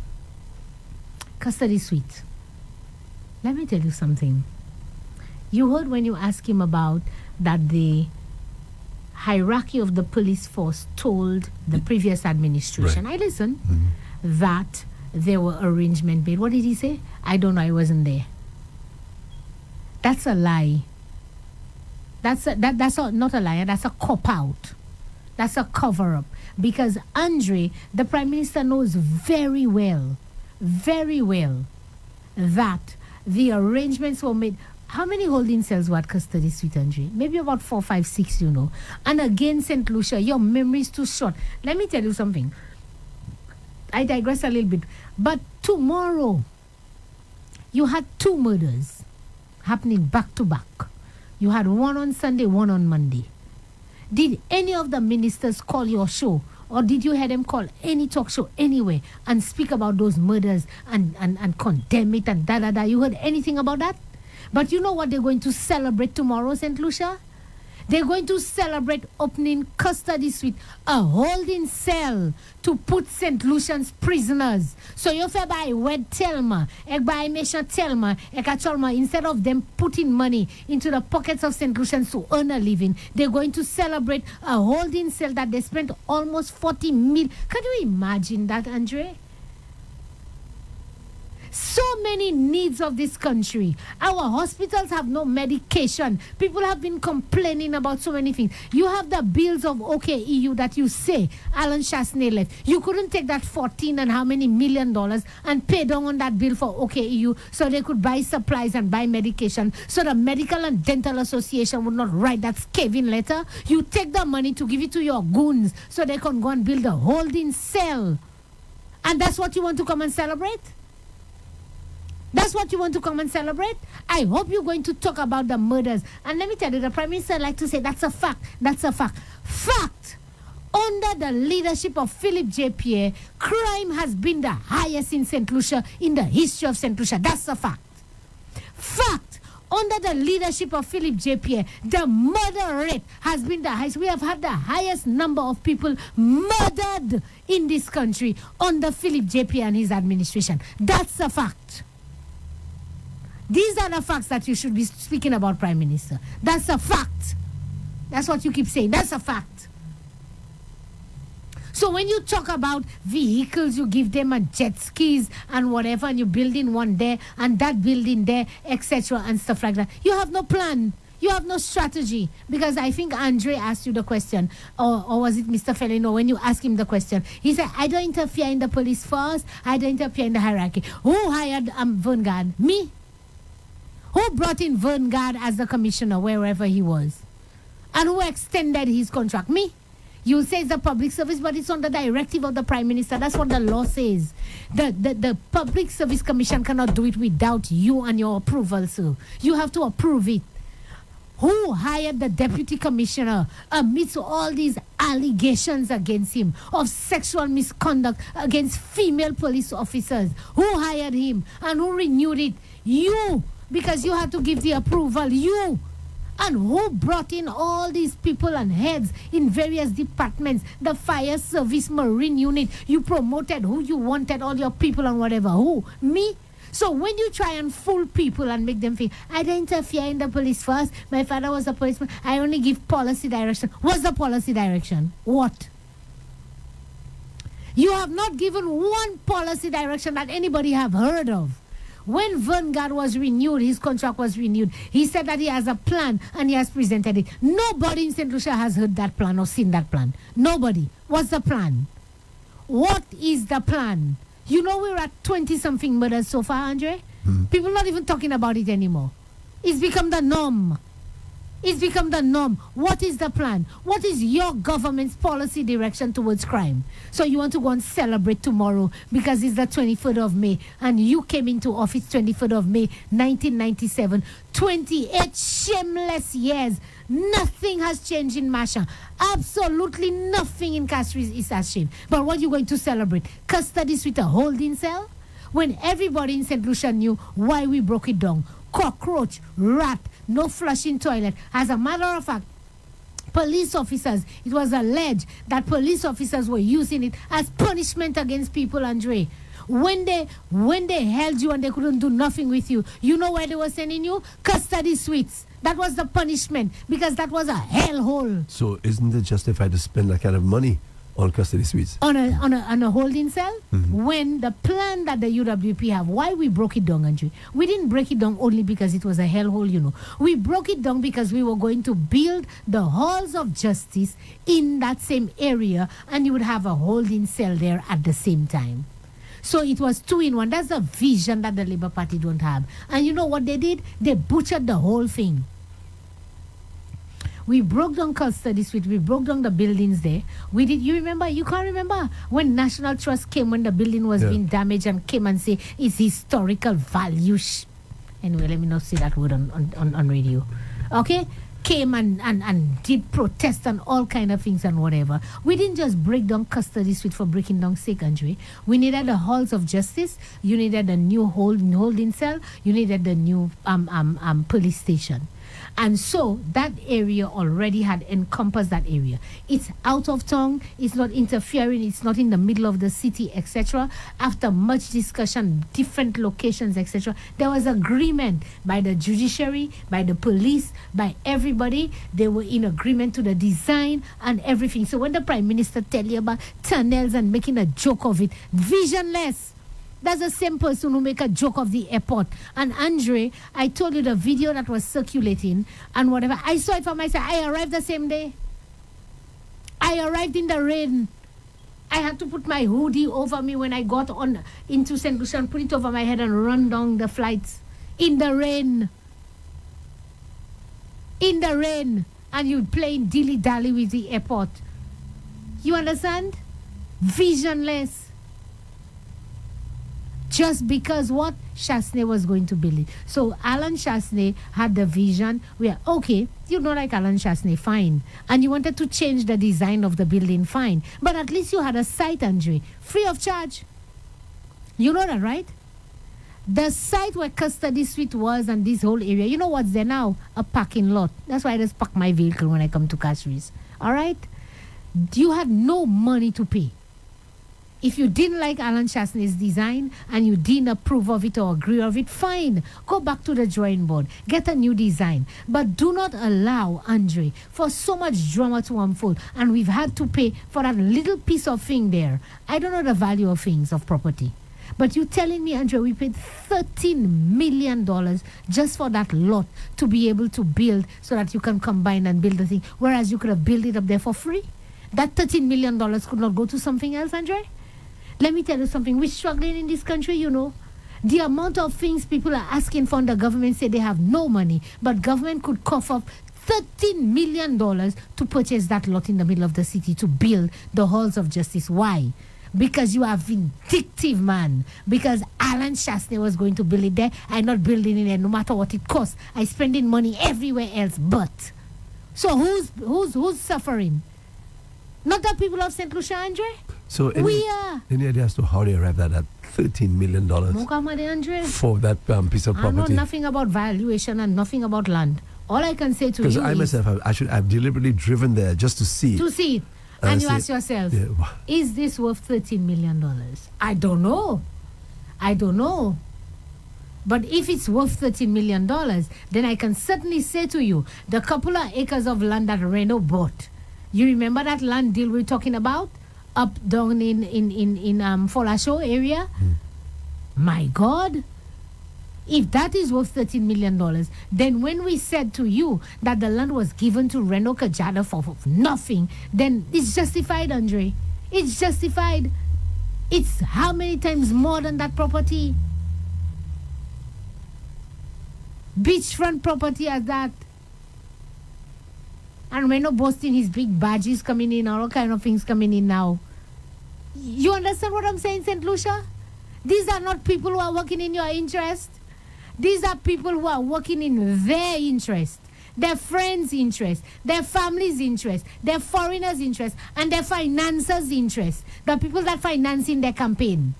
That's whose interest they're working in. Because you cannot tell me this is the same government, Andre, that says to you they don't have money. You have a building that has already been negotiated. Rent $4.50 up there in Badouage.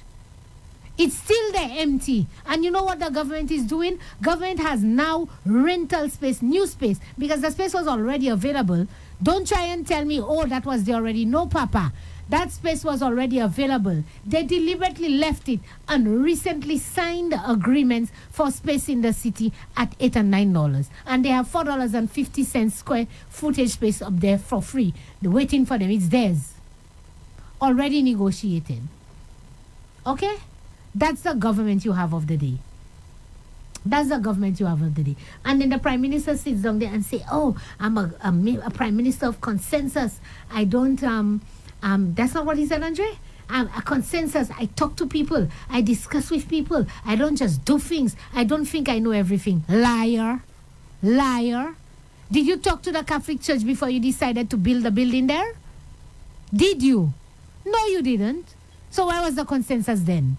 And even when the plans came up, the Catholic Church wrote to you. Where was the consensus? You started excavating. Where was the consensus? Is when you start digging, juguruk, things started happening and rumbling, and the church started putting pressure. The public started putting pressure. You stopped, and you ended up now going and pay $13 million. Where was the consensus, Prime Minister? Where? Who did you talk to? And by the way, we need to know who negotiated that deal. You or Richard Frederick? Richard Frederick or you? Who negotiated the deal and the package and the price? Who? You were here last week. Why didn't you tell us that? Andre, it's 10:30. I have a lot more to say. I brought this investment project. So we can open the line. This is the Prime Minister's address. I just want you to know. Why? Philip J. Pierre, not mine. His address. And every single on page, that is the budget statement for last year. And this year's one is in there as well. Page 41, investment projects. Every single investment project in there, St. Lucia, belonged and started under the United Workers' Party. May Philip J. Pierre claim new investment. We have investment coming into the country. All the investments are investments of Alan Michael Shastney and his government. Started under him. Investment number 1, Courtyard Marriott at Point Seraphine, just there, Andre. That's our project. That started under us. Investment number 2, Canals Mikud, the Galaxy project, started under us. Cabot St. Lucia, you remember Cabot? Madry, the beach, and Ja Beach is mine, blah, blah, blah. They're claiming it, Cabot St. Lucia. What about Monpima?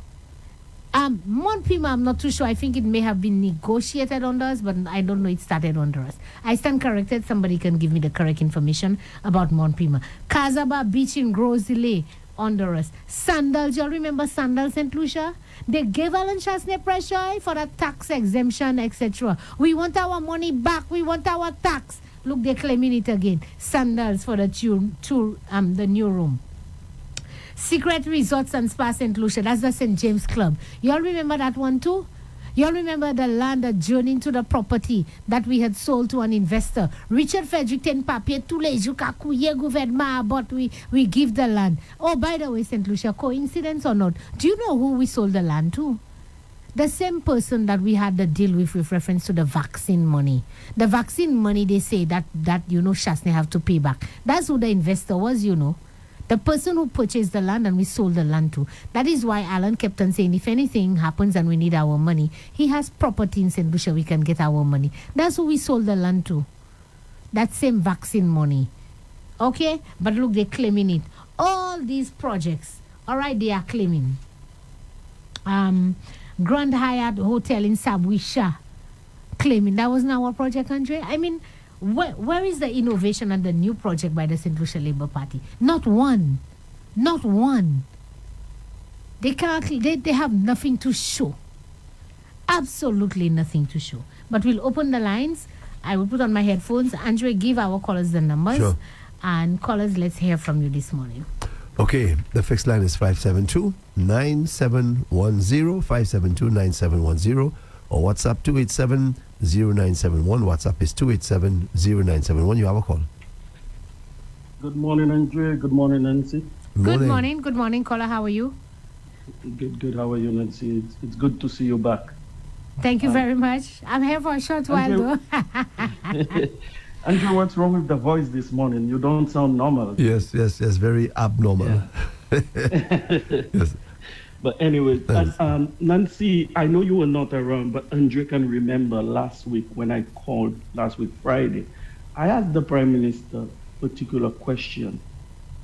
And I think the Prime Minister is being very, very disingenuous when it comes to numbers with projects. And have you guys noticed that the Prime Minister seemed to be remembering all figures when it pertains to what the UWP does? But the Prime Minister tends to have a vague memory when it comes to their own deal that they sign. It is something that people need to be very, very aware of. Mm-hmm. And, Philip JP haven't just started doing that. He's been doing that a long time. Mm-hmm. He's a very vindictive young gentleman. He is. I find as a Prime Minister, Philip JP should have been resigned from office a long time if he were living in a different environment. A lot of people tend to say that you need to stoop down to the level of the people. I disagree with that. I disagree. And here's why I disagree. Andrea, Nancy, mm-hmm. if you come across people that are criminals and whatnot, would you join them in the criminal act just to try to save them? Nope. No, you shouldn't. Nope. You shouldn't.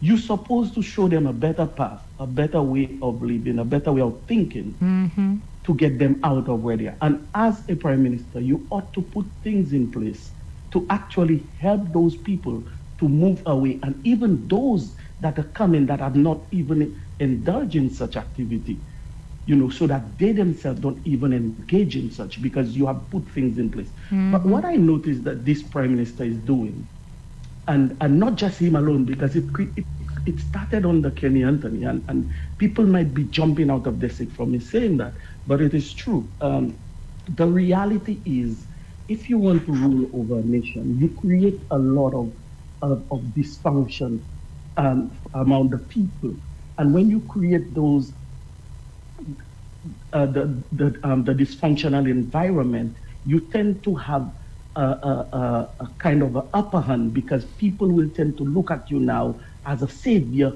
wanting to save them mm-hmm. from the very situation you put them in. Why am I saying all of that?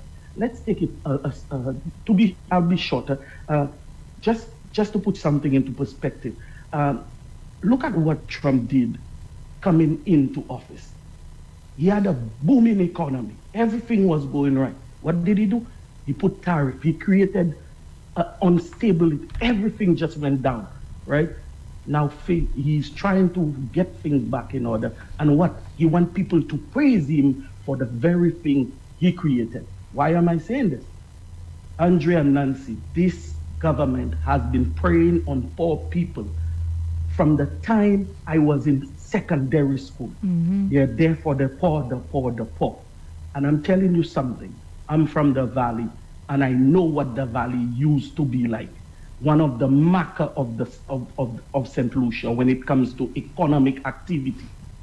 My friend, these guys took all of that away by destroying the very industry that people relied on, which is the banana industry. And I'm telling you, pay attention when these guys speak, because we might think we're getting the best when we already have what is the best for us. Have a good day, ladies Thank you. and Thank you very much, caller. Thank you very much. Thank you, caller. We have another call? Not as yet. Okay, so somebody says to me that land in town is valued at about $1,000 per square foot. And so we really need to understand the calculation in terms of that $14 million, $14.5 million that was paid for this, and what price did we pay for it? What is the square footage of the property, and what is the price that we paid for it? And so tomorrow, Andrew, I'm hoping that you're going to write that down and ask Mr. Fellino and whoever minister is there to explain, because the cabinet of ministers, it was said, approved this, and we really need to know what was the price that we paid per square foot for that particular land. You have two in town. calls. Okay. Good morning, caller. Thank you for calling me the opposition. Morning, Nancy. Morning, Andre. Good morning. Nancy, 3 questions. If the Prime Minister says that he is the one giving the back pay, that he gave, at what time did he negotiate to give that back pay? But I explained that, caller, because when the Prime Minister came into office, we would have negotiated 2 trienniums that would have ended in March of 2022. Nancy, hold on, Nancy, you did not get me. Because I heard you, that the UWP negotiated, okay, within 2 trienniums. Now, if the Prime Minister taking the credit, he's supposed to be the one who negotiated in order to give the back pay, okay? And he never did. So therefore, that is proven that he's lying. The second one, Nancy, is the Prime Minister is not giving land, but he offered. When somebody offers you something, that doesn't mean they will give it to you or they must give it to you. Well, I am pretty sure if anybody calls, I didn't see that policy statement. I read through the Prime Minister's speech and I didn't see it. Maybe I missed it. I'm going to read it again. And if I am able to come back next week, I'm going to show you if it's there. But I didn't see that policy statement. And I'm pretty sure there are other terms and conditions that would apply. But caller, like I said, this is not something that is easy to do. The Prime Minister just saying that to fool people. But before you get a lot and parcel number, there has to be a survey. And government has to survey the land. And after they survey the land, they have to put the necessary infrastructure, whether it be road, drainage, electricity, water, and then they can give you a lot and parcel number and whatever. So all these things have to be put in place before you can get the land. So let me tell you something, St. Lucia. That's a lie. Last question. I want you to answer me that question if you can. How much what is the size, of the Ajuda lot, and what is the size of the Banance land? Okay. Because Ajuda lot and Banance land is seaside. It is expensive. Ajuda lot is in the middle of town. How come the Ajuda lot is 14.5 million and the Banance land is 2.7 million? I want to know if the Banance land is smaller by far than Ajuda land, or which one is smaller, which one is wider? Thank you. I know the answer to that, but I will not answer it. I think I will leave it for Andre, because you have met the minister. And these should be questions that government ministers who made those decisions should answer. So I'll leave it for Andre to write down and to ask whichever minister comes in here tomorrow to ask them that question. And depending on the answer that they give you, when I come next week, God willing, I will tell you what the truth is. We have another caller. Yes, we do. But before we... Caller, good morning. Thank you for calling me the opposition. But let me just say while you're on the line, I also got a message to say that Mon Pima was acquired under the United Workers' Party administration. Both Mon Pima and the Shockland and so forth. So again, these visions and these projects started under United Workers' Party government. And that is coming from the leader of the opposition, just so you know, because he did message me to say that to me. So again, Andre, all these projects that I've spoken about, these were started under a United Workers' Party. I do not see the new projects. You know, even the DigiGov project that we're speaking about, Andre, where you get your your IDs and you can apply for. You know, that started on us. We paid $14 million. I was in government at the time. We were in government at the time, and I was part of the discussions for that project when we started the DigiGov project. So not even that they can claim. Caller, go ahead with your contribution. Good morning, Nancy. Good Welcome morning. back. Good morning. Good morning, Andre. Morning, sir. And good morning to all your listeners. Just to help you a bit, Nancy, with reference to the 2.5% health and security levy, on the 27th of July, on the government's website, on the 27th of July, the IRD announces, the Inland Revenue Department announced the coming of the, what do you call it? Of the levy? Of the levy? The levy. The levy was imposed on the 2nd of August. Let me just read the document. So, to you, just not the document, just 2 lines, sorry. It says, the levy will be implemented for a 2-year period starting August the 2nd. The government of St. Lucia is set to introduce a health and security levy for a 2-year period commencing August 2nd, 2023. So it's supposed to end on August the 1st of 2025. So it's for a 2-year period. And we have information that it's been extended. Right. So, well, okay. That's the thing. The government did not make an announcement that it's going to extend it. So one would assume, has not made a public announcement as yet. But it's budgeted, it's allocated, caller. So I'll bring the estimates. I have the estimates. It's already been allocated in the estimates. So it is fair for us to say that it is going to be continued and it's not going to be discontinued because there's budgetary allocation for it. Your next comment? Sure. Okay, my next comment has to do with the halls of justice. I mean, you mentioned the tragedy of the implementation of this project. But what we're missing out on, and you, as you made mention, St. Lucia is now, we have the ignominy of being number 5 in terms of murder rate in the world. Oh, God. And I didn't know that one. Wow. Yes, and for the government now to delay, as per capita, based on our population, for the government to delay this project for its mismanagement. Do you know that the Halsey project has not yet started? So when is this thing going to be finished? And while this contractor, who has already been engaged, who has already mobilized, how much is it costing St. Lucia, the taxpayers, to pay this contractor? This contractor has left Trinidad, come to St. Lucia, his equipment is here, his people is here, and the government is dilly-dallying. Now that they have bought this property, this project should have started from last year. So there are costs beyond the costs of the $13 million for the lot of land. And secondly, we still need to look at that deal, as you said, which you were asking who signed the deal, who negotiated that deal.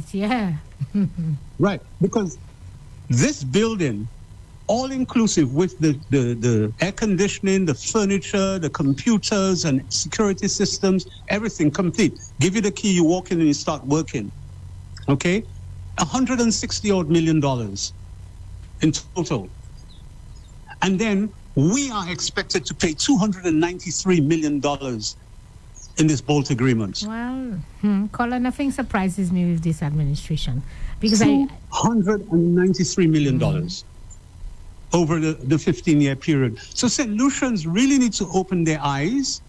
And there is something else which is on the horizon. By the way, it's I breathe now a bit fairer, but you see now, this is not the Labour Party anymore, Nancy.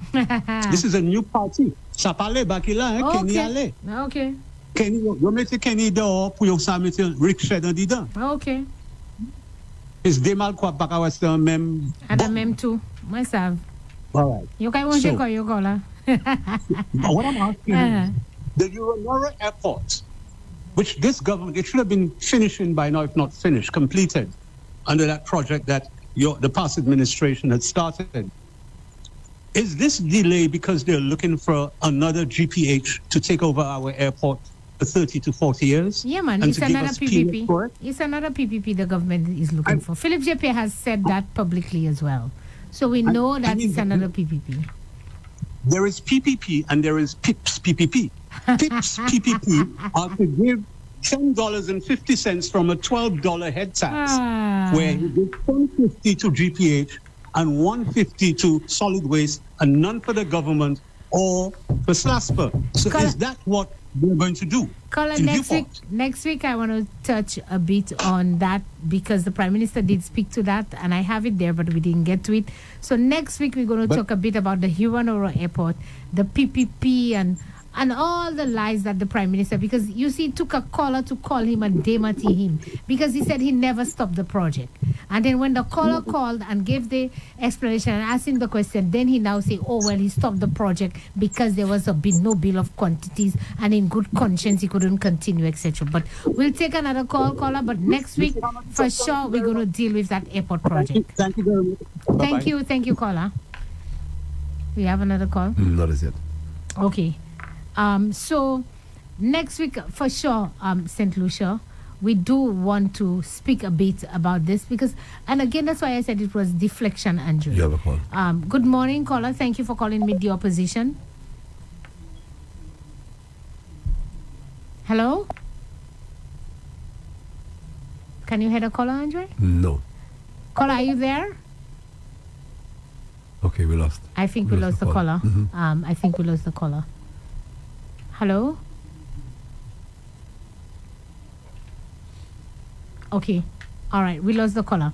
So, Andre, like I was saying, next week I really want to go into that so we can give a bit more information on this Huanoro International project. Good morning, caller. Thank you for calling me the opposition.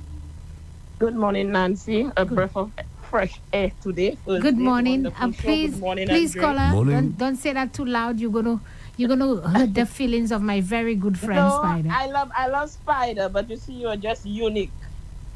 We're both different, yeah. Yeah. Talk to me, caller. Nancy, that thing the Prime Minister spoke about giving the lands to the people, the Queenstrain, what? Not Queenstrain. The land, Crown lands. The Crown lands. Yeah. I need the people, especially from my community, to open up their eyes. They know where I am from. I don't have to say where I am from. Open their eyes, hold the tip of their ears, and listen. It's 28 years since Philip Pierre is serving in our government. And he have promised those people this plot of land somewhere in my area, and that has never happened. How long will these people wait to get that from Philip Pierre? And we know what he is saying there, it's a lie. Because like you were saying, Nancy, the stress of going through that, it's not easy. You have to survey, you have to find money, you have to do all sorts of things. You have to put roads, you have to break, pass through, go through UC, do all sorts of things for these people. And the way the people are living in the condition now, when will Philip Pierre ever do what he's saying there for these people? It's just a bluff. It's just a bluff. Because if you go down to Shrazel, where UWP was doing that house, I think they were doing a housing scheme down there, right? I went there. We saw they build the roads. You saw the poles. You see, put the poles up to run the electricity and everything. Then you could say, well, yes, something good was going to happen in that area. But these people build already, Nancy.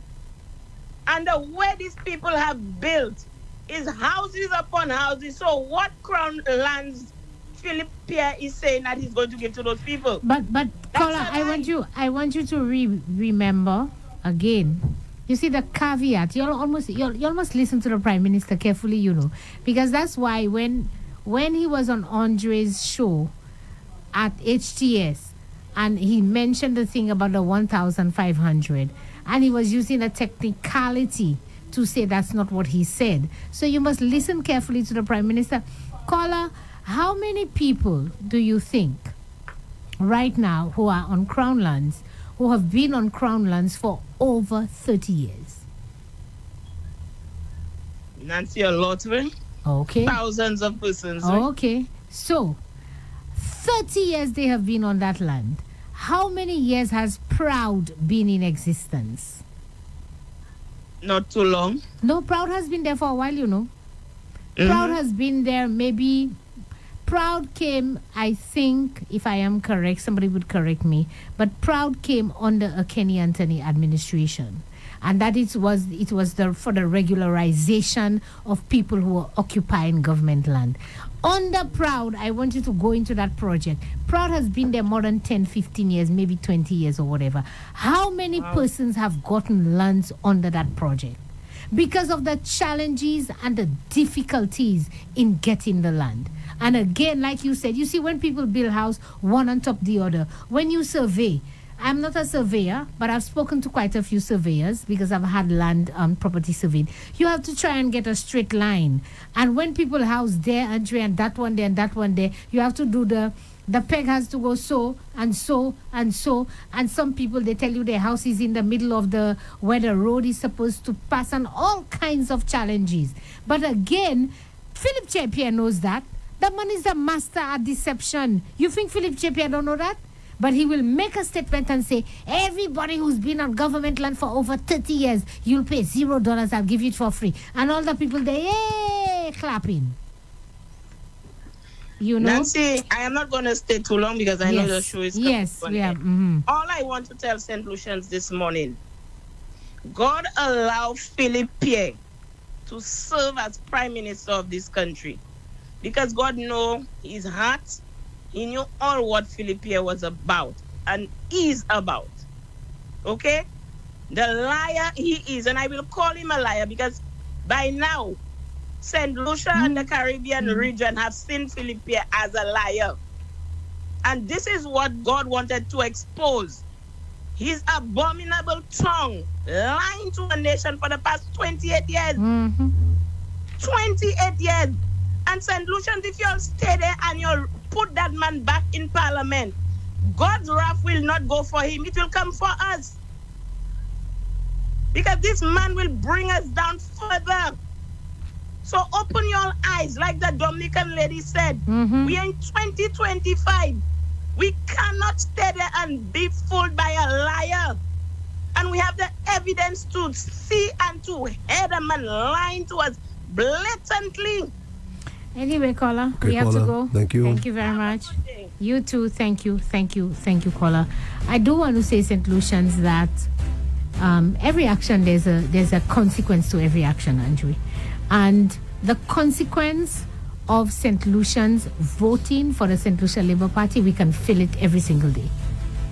The consequences of the St. Lucia Labour Party lying to the people of St. Lucia, deceiving them and deliberately misleading them every single day as they are in government, we are feeling those consequences every day. We see it every day when we go to the supermarket. We feel it every day when we take our children and our loved ones to the hospital. We see it every day when we drive on our roads and the conditions of our road. St. Lucia, these are the consequences of our action. These are not the consequences of Philip J.P. action, These are the consequences of our action. So again, I think that at some point in time, we have to do some self-reflection, Andre. We have to do some introspection, and we have to ask ourselves, what do I want? What do I want for my country?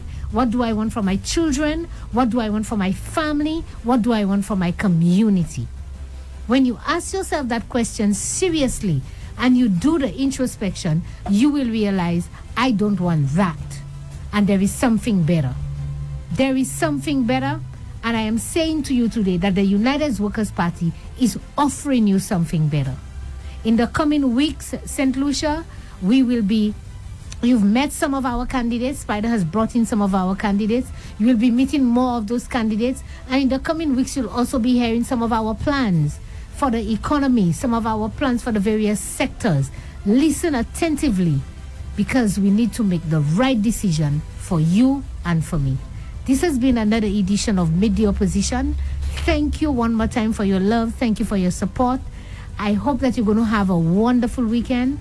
We did not like the weekend that just passed there, Andre. 2 murders, back to back. C'est lycée and fair play, mais please be at peace. Ensure that everything within you is cool, calm, and collected. And let's go out and have an enjoyable weekend. Thank you. God bless you. Goodbye. God bless you as well, Nancy. Thank you very much. You've been listening to and viewing Meet the Opposition, only on Ref Up St. Lucia every Thursday from 9 a.m. to 11 a.m. So thanks for listening. You can join Nancy, I believe, next week, Thursday, same time, for another Meet the Opposition. Well, this is where I end my stint here on Ref Up St. Lucia for today. We have Kina coming on next. She'll be with you until 3 this afternoon. 3 o'clock, it's going to be Zenda DJ until 6 to enjoy the rest of your Thursday. Andre Paul saying so long.